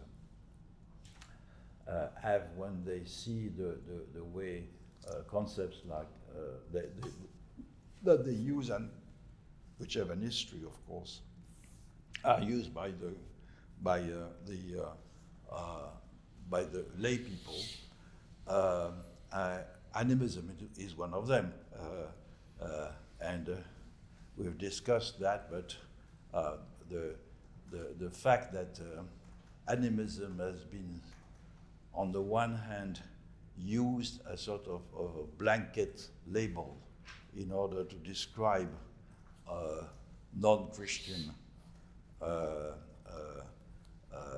forms of worlding, let's say, which have been internalized by people to whom these categories were imposed.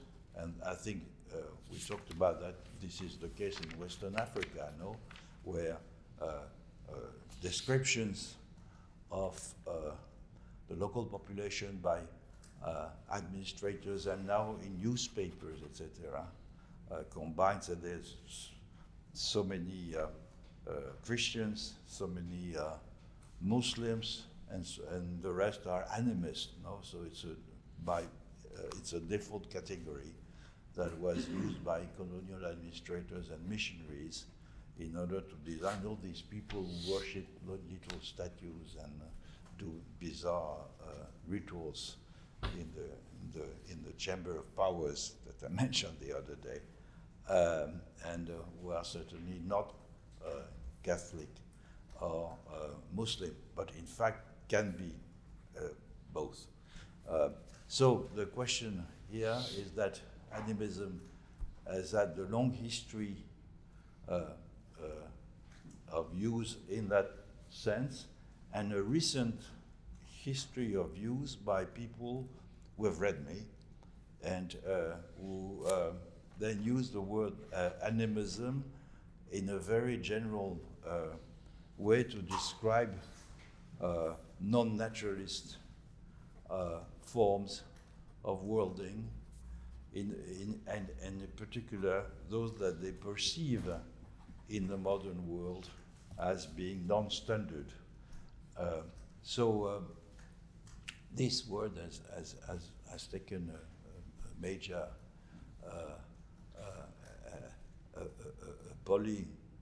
polysemic dimension, which is a problem, of course, in the sense that I used it in a very specific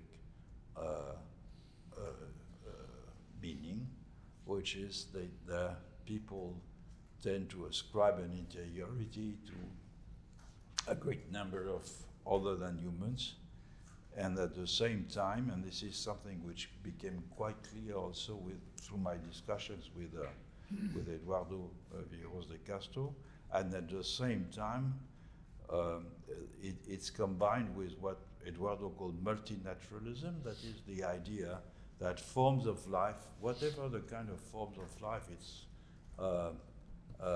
not only organisms, but forms in the sense of, in the morphological sense of it, forms of life have specific features, dispositions that allow them to act in the world, and this, of course, is a chiasm by contrast with naturalism, which is exactly the reverse. So, animism.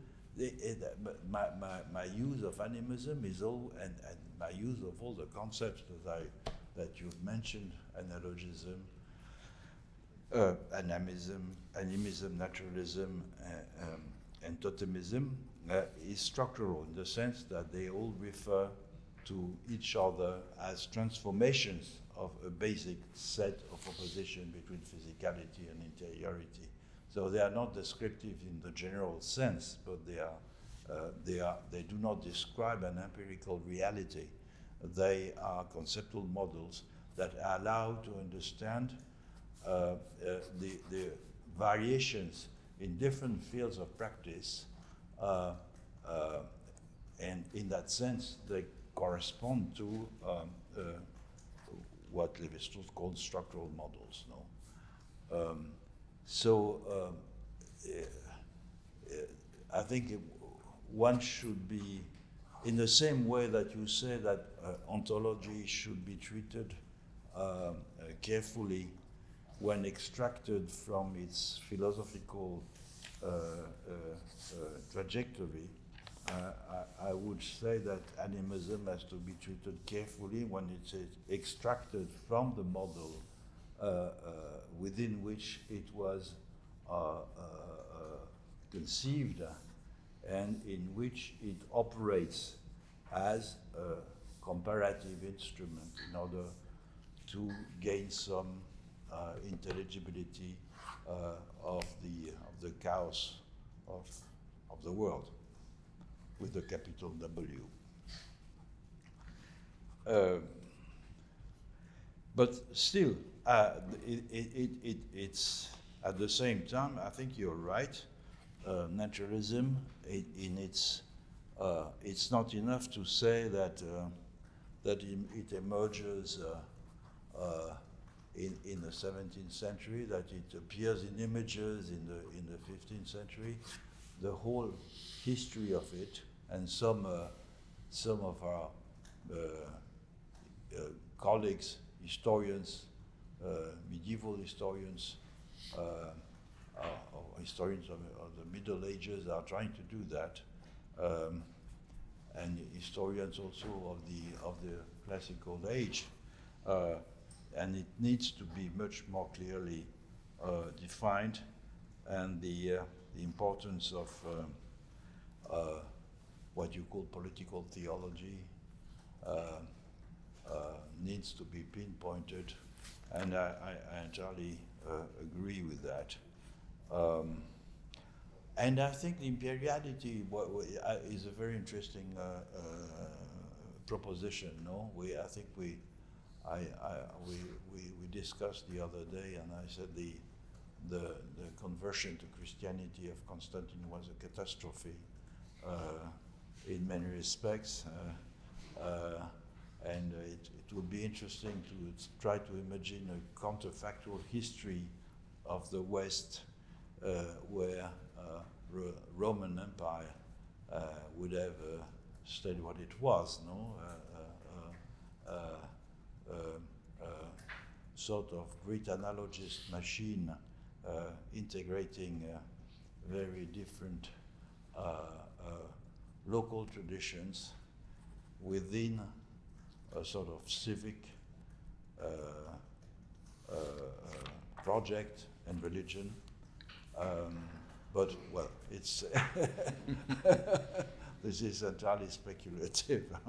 But I think, of course, imperiality in that sense, yes, played a role, an important role, but the conjunction between imperiality and Christianity.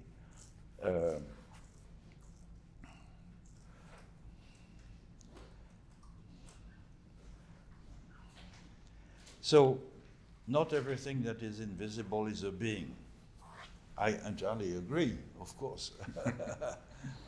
When we use it may be a process, it may be many things, and even we tend to use the language of being, again, as you said, because it was transmitted to us from the Greek, and it's very difficult to escape from it. And as all scholars who work on Chinese philosophical traditions are aware, it is a very inadequate concept to deal with Chinese thought and probably also Hinduist thought.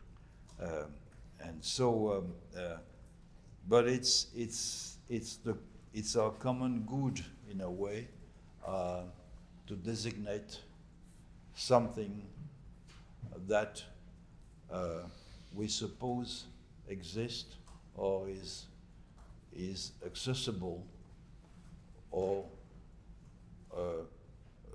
according to some processes may be accessible. And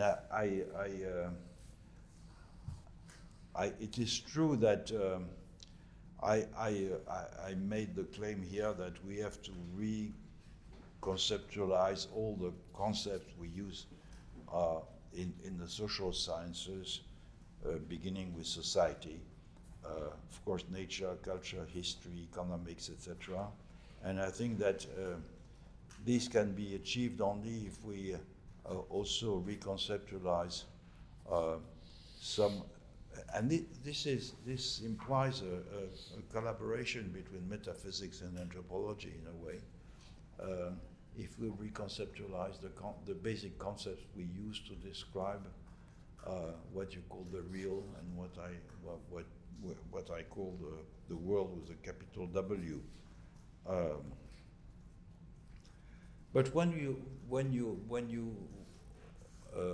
want to call what I call naturalism, secularism, I think you are not paying sufficient attention to the fact that what I call naturalism is a conceptual model, as I said before, and secularism is a historical process, and so they are not in the same category. No, the conceptual model is a tool that I forged. Naturalism doesn't exist, as animism doesn't exist in itself. No, it's not. No one teaches naturalism, and Amazonian hunter is never taught animism. So they are conceptual model to try to give account of about reality. Secularism is taught. Secularism is a historical process that can be traced, and the conditions in which it is achieved is a process. So they are not really in the same categories.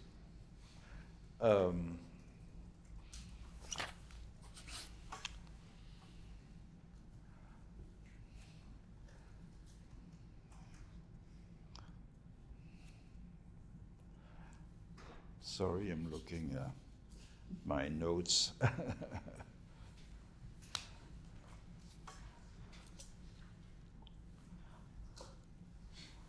All you said about the,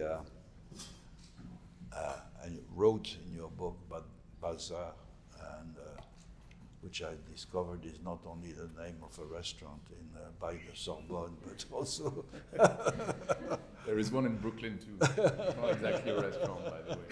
is a very important concept. Is extremely important, and I liked your the connection you made between Abdelkader and Lenin. No, I think Abdelkader is more interesting than Lenin, perhaps.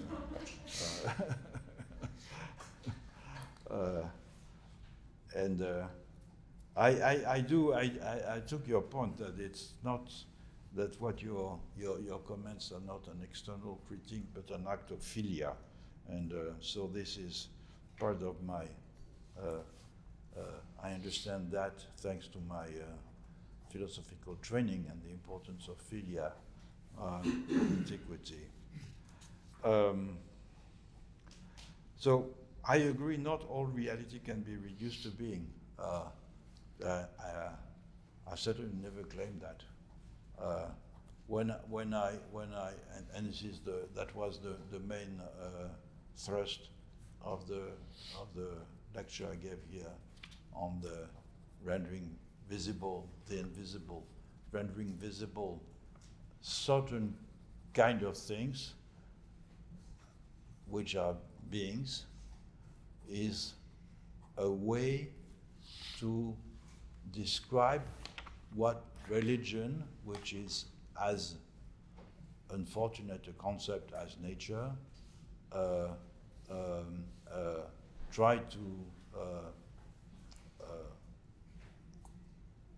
render, if you wish. So I think that indeed, yes, these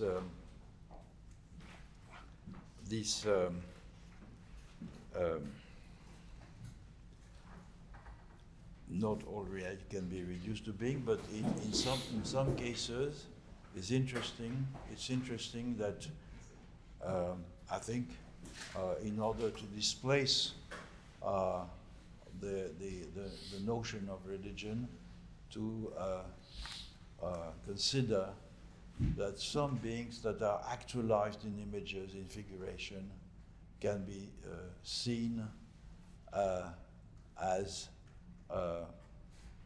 in fact, in the same way that I use the word ontology to describe the furniture of the world, I use this idea of beings that are actualized in religious operations and in figuration as a way to displace the notion of religion.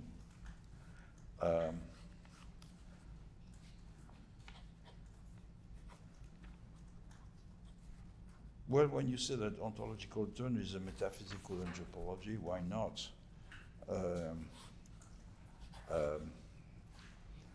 Yes, monotheism and polytheism. What you say is interesting because I've always thought that you said that monotheism is a poor category, and I always thought that polytheism was a very poor category as well, because it was predicated precisely on the idea of monotheism. Right. So it was a sort of pluralization of polytheism, which did not render justice to what traditionally the concept of polytheism covers. So, in fact, my final comment. I don't. We have until what, 1? Have until 1. My final comment would be: do you think that there could be your claiming the necessity of the possibility and perhaps the necessity of comparative philosophy linked to a diversity of worlding, and I think that would be interesting, and it's a very interesting step. But and this goes back to a comment I made initially. How would you see comparative philosophy or comparative metaphysics, and in what ways would it be different from a comparative anthropology? And how would you resolve the problem of the starting point, which I said I tried to resolve by adopting a structuralist method, whereby there is no privileged point of view, but a group of transformation which allows one to study systematic differences. So in terms of metaphysics, where would that be? Where would that starting point would be? That's more or less. There are probably many other comments but that's to begin with. No. Thank you. Okay.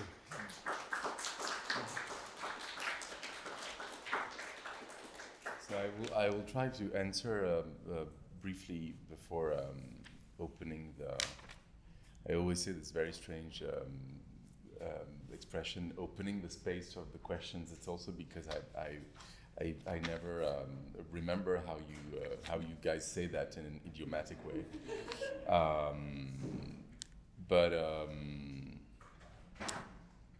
Okay, I'm going to try and answer as briefly as I can, renouncing the illusion that this will resolve anything, but yeah, I mean, this is the way it is, right? Which, by the way, might be the beginning of the answer, hence my faithfulness to Jadalia or dialectics and so on, is that I'm faithful to that. It's not really a dialogue, it's the fact that a concept for me is a movement and not something that is supposed to give a model to classify reality. So that's, I think, a first main distinction. I think it has to do also with the fact that you say that your use of ontology is empirical. I tend to disagree with that because I think you are, to some extent, underestimating strategically what you're doing, is that it's transcendental. It's not empirical. Of course, you know, if you're Deleuzian, you can say that there is a transcendental empiricism, but precisely, if it's transcendental, it's because empiricism is not empirical. So I think your use of ontology presupposes a transcendental subject, which as such is not a way of dismissing it. However, it's a way of saying that it is philosophically located and that you cannot really say that you're using it only anthropologically. And to some extent, in the seminars that you gave, you told us the exact opposite. And I think that there might be a tension within, you know, inside your own work, which is a productive tension.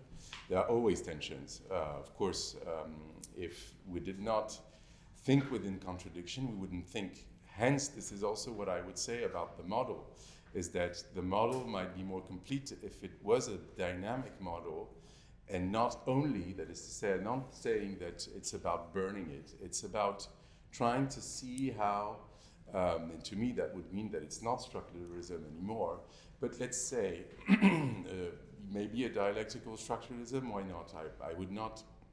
I would not sort of try and ossify or stabilize that as an ism to which I identify myself. One of the misunderstandings of what I do is that I never think of isms as stable concepts that I sort of use as a mot d'ordre or as a flag, right? So of course it creates all sorts of misunderstandings, but I also see a dialectics or a movement, a conceptual movement, as a political act for that reason. And this, to me, is my faithfulness fundamentally to the kind of insurrections I mentioned, it's not about being faithful to what they said. It's about being faithful to how they proceeded. And it's really about not countering something when really you do not have the political means to oppose something that has much more power than you have. It's about making yourself not fully understandable. And to me, this is a tactical, strategic act that is needed, especially if you speak from a place that is the other side of colonialism, if you see what I mean. I suppose some would call it a right to opacity. I'm not exactly entirely in agreement with the formula, but it has fundamentally to do with a gesture of that kind, which is a form of epistemic justice because it is a form of ancestral justice, and it's a form of ancestral justice because it's also fundamentally visceral in a good way. Now to go to more epistemic, I could quote, of course, this, we talked about that. This quote, which to me is my guiding, says why, I don't see archives as just documents, but as reminders. What for example, Abdul Qadir would call that a dhikr, a remembering, un rappel. Is that was the sentence that was written by a few sheikhs that were allied to Abdul Qadir and said to Bugeaud, who was a colonizer, I quote from out of my memory, do you see the wave that rises up when you simply touch it, like, meaning that the colonizer is seen as a bird? This is the image of your passage in Africa. I was always struck by the poetics of that, and I'm trying to be faithful to that. Faithful to the fact also that they don't say we oppose a force to you. They say we will make your system incapable of totalizing anything, right? And we will use, and climate will do the rest, if you will. So for me, whatever you want to call it, or ecology, is a faithfulness to that gesture. You said it right, and I don't want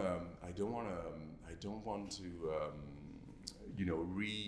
rehash or redeploy an argument that's been made since ages, which has to do with the colonial history of anthropology, right? I'm certainly not arguing, I wouldn't be there if I was arguing this, right? That anything that anthropology can do will always be, if you will, reducible to that colonial matrix. I do not think so. I do think nevertheless that this is why, even though of course you can nuance, you can say that you can use the word differently, and but I do think that what people call decolonizing knowledge is not just something that comes out of nowhere, or it's a real question that has been asked since decades now, and for that reason I am faithful, as you know, to an anthropological tradition that precisely did this, right? And one of the things that I do in the book, as you know, is that I am also faithful to a tradition within anthropology, right, which is not reducible to the publication of writing culture, but certainly is faithful to a few authors, Assad being one of them, Said also being one of them, but also Khatibi, whom I quoted, because it's not very well known, but there is also a Francophone tradition, a French-speaking tradition that actually explicitly says that they write in Arabic and French, right, or they write in Tamazight in French, so it's not just Francophone in the sense of like some sort of extension of the French Empire. So I suppose that our positionalities are also linked to the fact that I speak from there, but speaking from there means that it also speaks to something that comes also from within the discipline of anthropology, and how it has, if you will, criticized itself, right? I'm not going to say that, and we'll talk about bricolage and so on, but I just want to deploy that a little bit, is that there is this notion of fieldwork philosophy, right? And what happened to me is that nothing that I write is disconnected from experiences, right? We talked about the fact that being a migrant means that you're always doing a field work, but I would say something more precise perhaps now, and we talked about that too, is that in 2014, around that time, so, you know, a bit more than a decade now, I basically went to Burkina Faso to play music, to be a musician with Griot, actually, who were also modern musicians, because precisely they were based in Ouagadougou, of course, but they were inscribed within an economic market, which is the music industry, right? Whose center was to some extent in Europe, and in that case in Paris. So what happened to me is that I did not go there to write an ethnography, right? I did not go there to do some field work. I went there and I ended up doing field work without even noticing it as a musician. Mm-hmm. This is what happened to me, right? And I was, I had to ask questions. I didn't really, once again, I was not there for that. I took notes, but I interviewed to some extent, but I realized that what I did afterwards, if you will. And I think I said that to both Anne-Christine and you. The real beginning of all that, I mean, there are multiple beginnings. To some extent, the very fact of being trained in Western philosophy was a beginning, because I thought that the canon was violent, right, by virtue of its limitation to 3 countries in the world, defined as thought or reason. Of course, this is one beginning, but another crucial beginning for me was the fact that someone I talked to, not about precisely, I'm not talking about the people I met, I talked to them, and one of them responded to it was within a conversation, but responded to someone else than me, if you will, who said, yes, of course I'm an atheist, I don't believe in God, and so on and so forth. And the person actually said, not that he disagreed or was against that, and it's not that this person was not able to think about atheism as a possibility, it's just that it was out of the point, if you will. It was not the point, right? It was something else, not just not accurate, but non pertinent, right? And to some extent, non-existing in a way, absent, right? A possibility, but a sort of absent possibility. And so I really realized that what I will provisionally call secularism, if you will, or this thing that, of course, is very pronounced in France, but I think says something about what we may call the West. This notion that, to some extent, you achieve the highest level of humanity when God is dead, right? Was something extremely problematic, of course, was a remain of evolutionism, right? That even people who criticize evolutionism could still, presuppose that, right? So they were incoherent from that perspective. And that this really was the real, if you will, the real problem, not only the criticism precisely of linear time, colonialism as such, evolutionism and so on. This was, in my view, already sort of integrated, but this was not integrated, right? Mm-hmm. And of course, it resonated with the work of some anthropologists I mentioned. Many of them are anthropologists of Islam or Christianity, but it goes beyond that. So I decided also to train myself not only on the field, but also by talking to them, talking to anthropologists and organizing workshops with them, being active in dialogues and so on and so forth, which led us to that conversation. But I do have this inscription, if you will, right? I'm inscribed within the field of anthropology, heretically so, of course, as you are heretically inscribed in philosophy to some extent, right? So there is this sort of chiasm or or mirroring. Now, the fact that I'm not entirely convinced by how you responded about your use of ontology for one reason, is that precisely what I was trying to describe is not the dependency of any use of ontology to the history of metaphysics, which would be magically presupposed always and all the time. I'm saying that this departure itself, the very possibility of using ontology as disconnected from philosophy, was created by philosophy. So I think, it's a bit more complicated.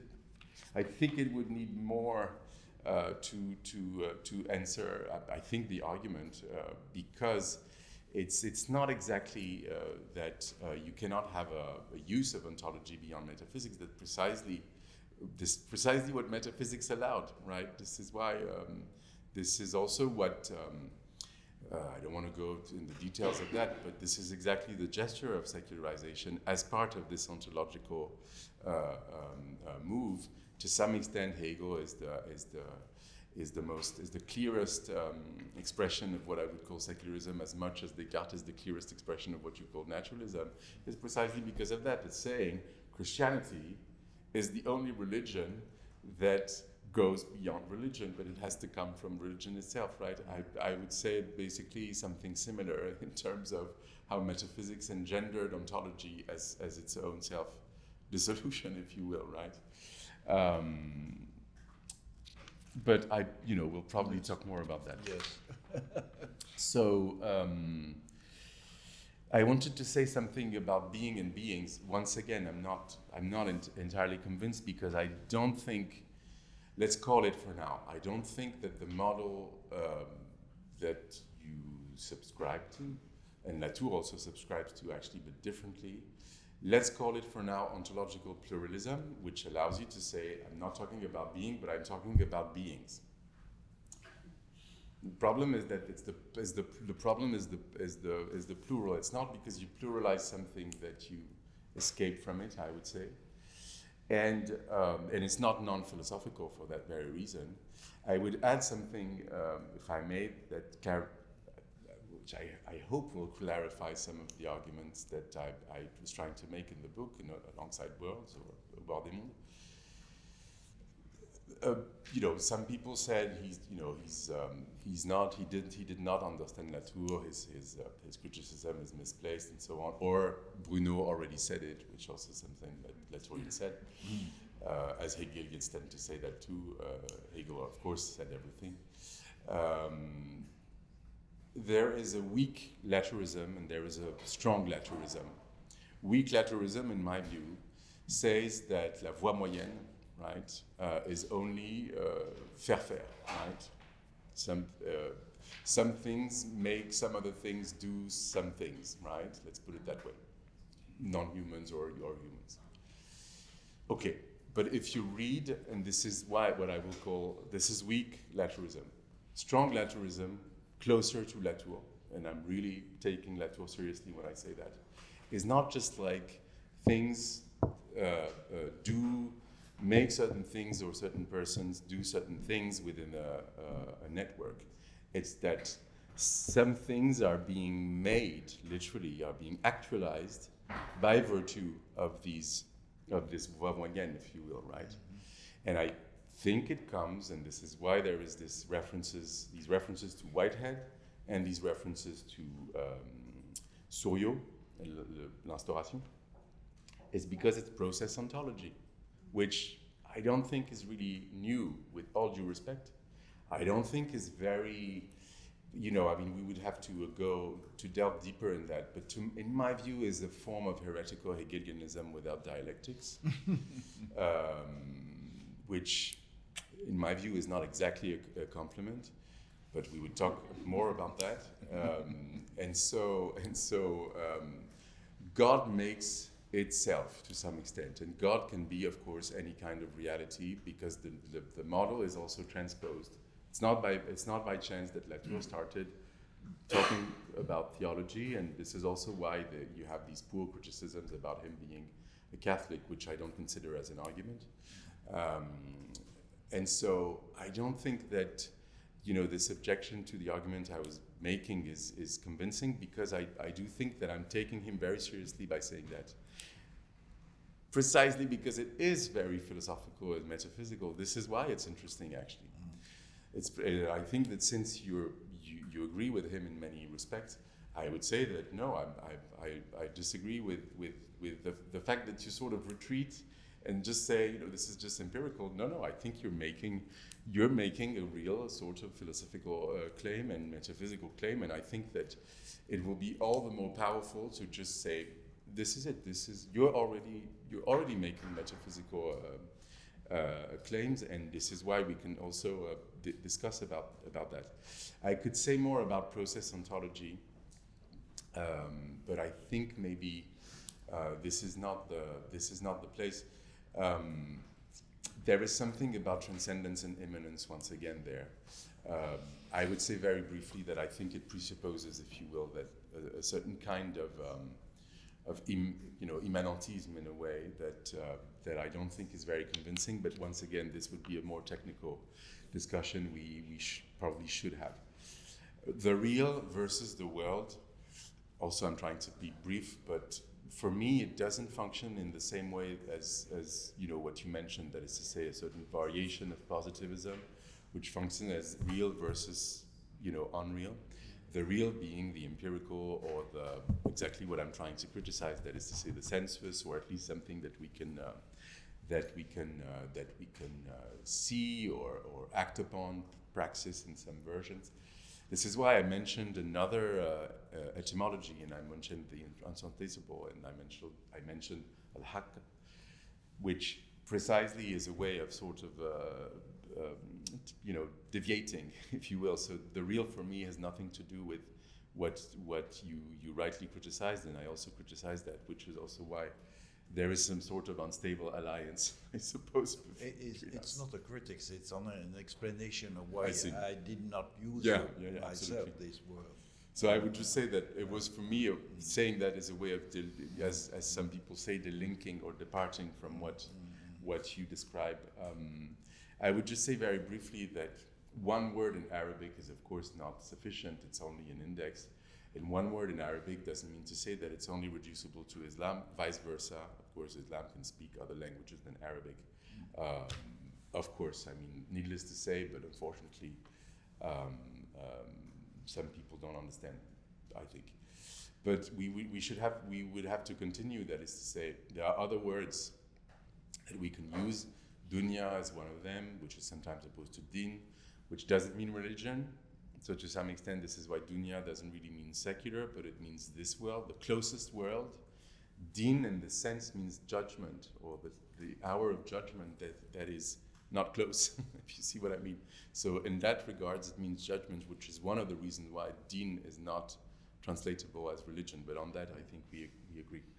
The other thing would be worlds, and I this is a suggestion I play on these etymologies in the book, if you will, is that there is this sentence. This is why I certainly don't disagree with the notion that there are multiple worlds. Is that in the Quran there is this sentence, very important, that describes, if you will, God as Rabb al-Alamin, so sustainer of the worlds, and it's used in the plural, much more systematically than singular, the world. Haq, precisely, or real, is singular. So, I have nothing to say about the unknowable and the knowledge as because precisely this reminds us of something that is fundamental for all, let's say, traditions, for the lack of a better word. I'm also trying to say that this sort of substitution is not completely satisfactory, even though it became very canonical in Islamic studies. But this is the notion of a path, right? That because of the invention of words such as religion and belief, we forgot that to see certain things that are invisible, you must enter a path, right? One of the things that Islamic studies sort of remind us has to do with the fact that knowledge is a virtue, right? It's an ethical process before Descartes, if you will, to schematize things, right? So my question is, how do we go back to that? This is why, for me, there is an ethics of knowledge and an ethics of philosophy, and I think that this idea is much more, if you will, quote unquote, globalized than the notion of, science as like this expertise which is disconnected from how we live, right? Or din for that reason, for that matter. So about comparative tools and so on, this is the most difficult answer you gave, and I will have to ponder over that and think about that. I think I already answered partly by saying that the first thing I want to compare is is our concepts, such as, for example, real al-haq, alamin, worlds, and so on and so forth. So it really has to do with, first of all, languages, but not only languages, but languages as potential for conceptualizations, right? Which is nothing new. I mean, some people do this all day, of course. I come back to that because I know that this is, I would have to think more about that and say more about that, but let's maybe just say a few words. Can I just go ahead. Just for what you said, you began by saying that concept is a movement and not a classifying tool. How can you do this kind of compared metaphysics without by maintaining such a position? Because I think that in the end, what I'm looking for is not exactly comparative. Yeah, I used it because you used this expression, tactical once again. But you're right. I don't think that this is what I'm not. I think I'm not trying to do a comparative metaphysics. I think I'm trying to look for something else. Yeah. To be, as as clear as I can. Just something very quick about naturalism and secularism. I'm not trying to substitute. I'm not saying what you call naturalism is what I call secularism. I'm saying, and to some extent, this is also what you said. I'm probably, and this is why, if you agree that there is secularism, you have to agree that there is secularization, because it's the process is called secularization. But it's a process, and I agree with you on one thing, is that naturalism doesn't exist, secularism exists as a historical process. So I would even say the historical translation of naturalism is secularization. To some extent, you said it, right? What makes it historical is, and this is the thing about culturalism, is that the same secularism is not culturalism. I'm saying that it's the in-between, if you will. It's the way in which what you call naturalism becomes culturalism, but secularization is much longer, to the extent that it's to schematize what's in between Descartes and Ricoeur, right? That is to say, 17th century and the end of the 9th century. It's a few centuries, right? So I'm trying to understand what happens in between.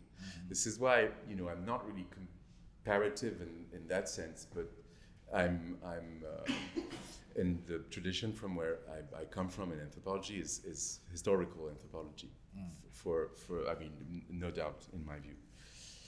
Animism, very briefly, if I can. It's true that, and this is why I mentioned this sort of field in Burkina Faso, but I mean, experience. But I should, of course, mention the fact that these questions for me are questions I didn't choose, because they chose me by virtue of where I was born, which is that, of course, in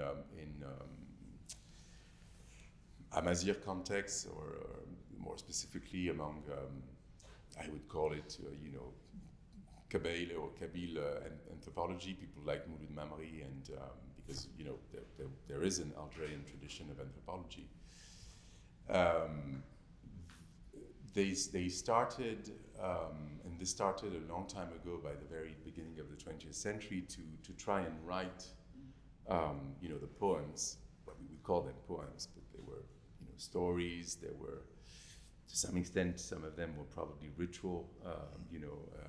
The question of what they were before Judaism and Islam is a complicated question.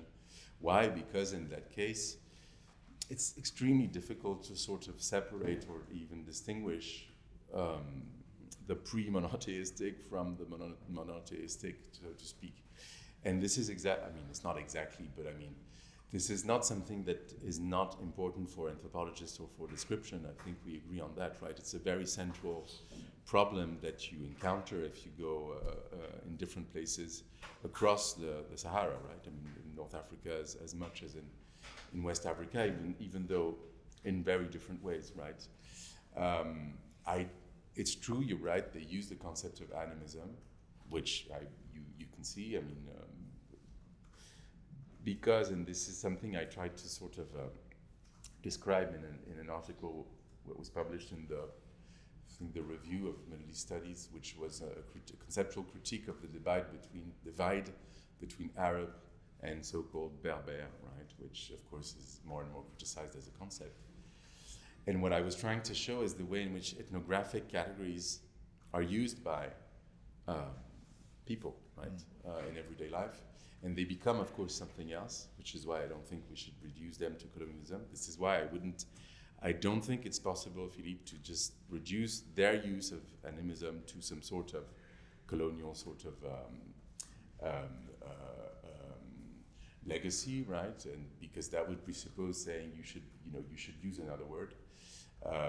Not to say that the fact of saying that this would be closer to what you call analogism would not be an interesting move, but we would have to say also that therefore what is at stake is superposition, right, of different metaphysics, precisely. And if you want to, or metaphysical traditions, I don't want to stabilize this word. Of course, you could say different religions, you could say different traditions. For me, this is for now an open-ended question.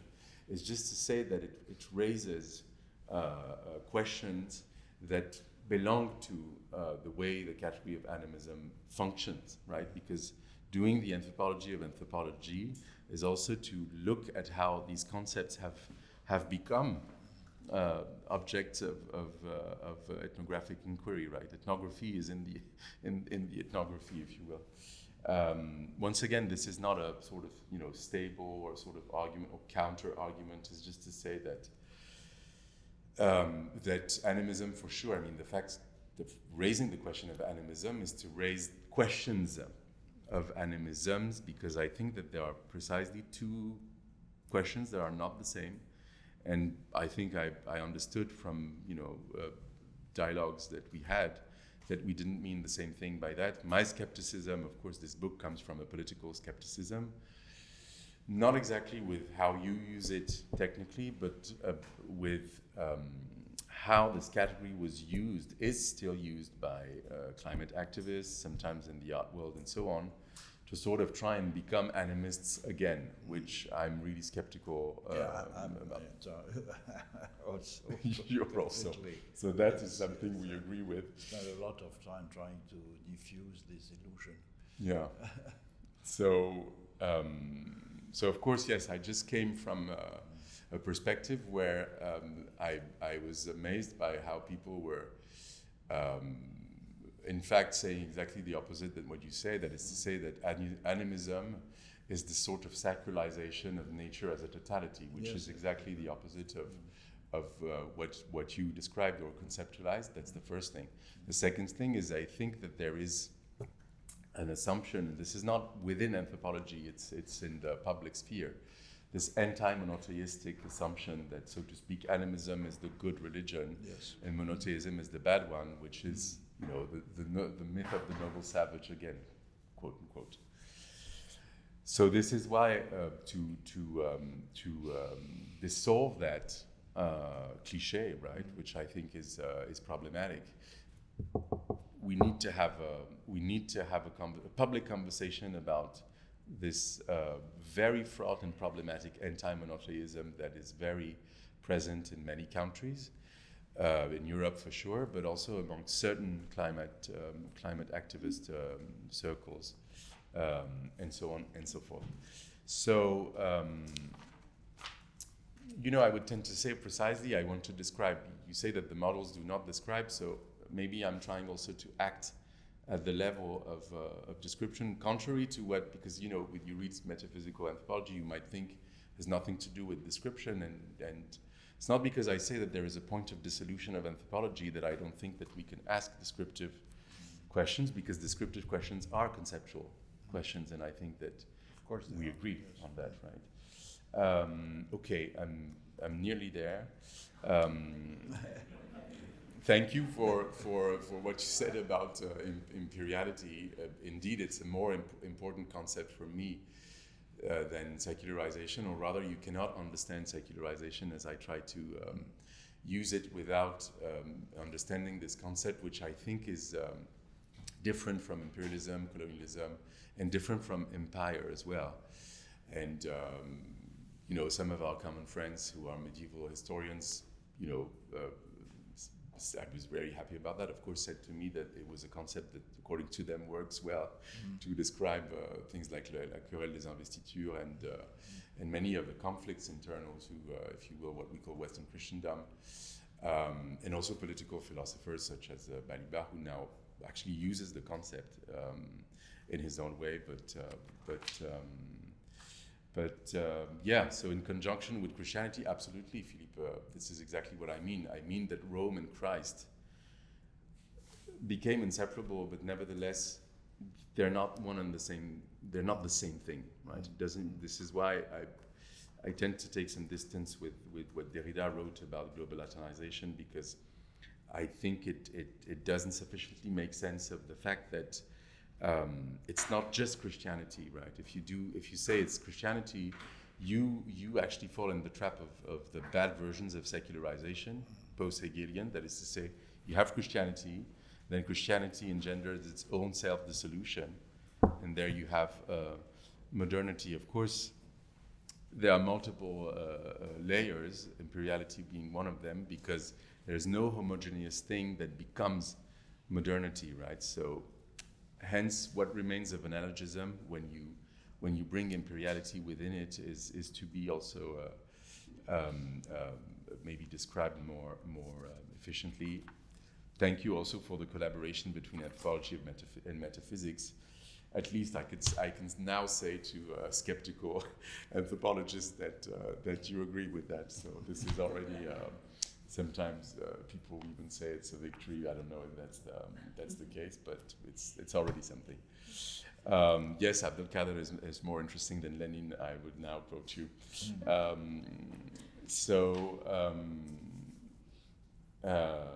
It might get us in trouble, but at least we're two now.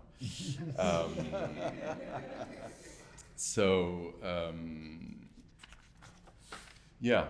The starting point, so it's beautiful that the starting point is the end, but I said languages, I could say music, well, because not only of the experience I described, but I really see thinking as musical, and I'm not the only one. And before I became a philosopher, I was a musician simply because this was my transmission, if you will, before, if you will, pre-reflexive, if you want to call it that way. But to me, this is absolutely fundamental, and this is how I see what I do. So the point of departure is not, if you will, the concept as a sort of axiom and so on and so forth. And to me, when we talk about languages, and this is what happens with the canon that I teach here in this department, is that I keep saying the students that the literature we're talking about, or poetry, was something performative and not simply literary. So this is what I would say.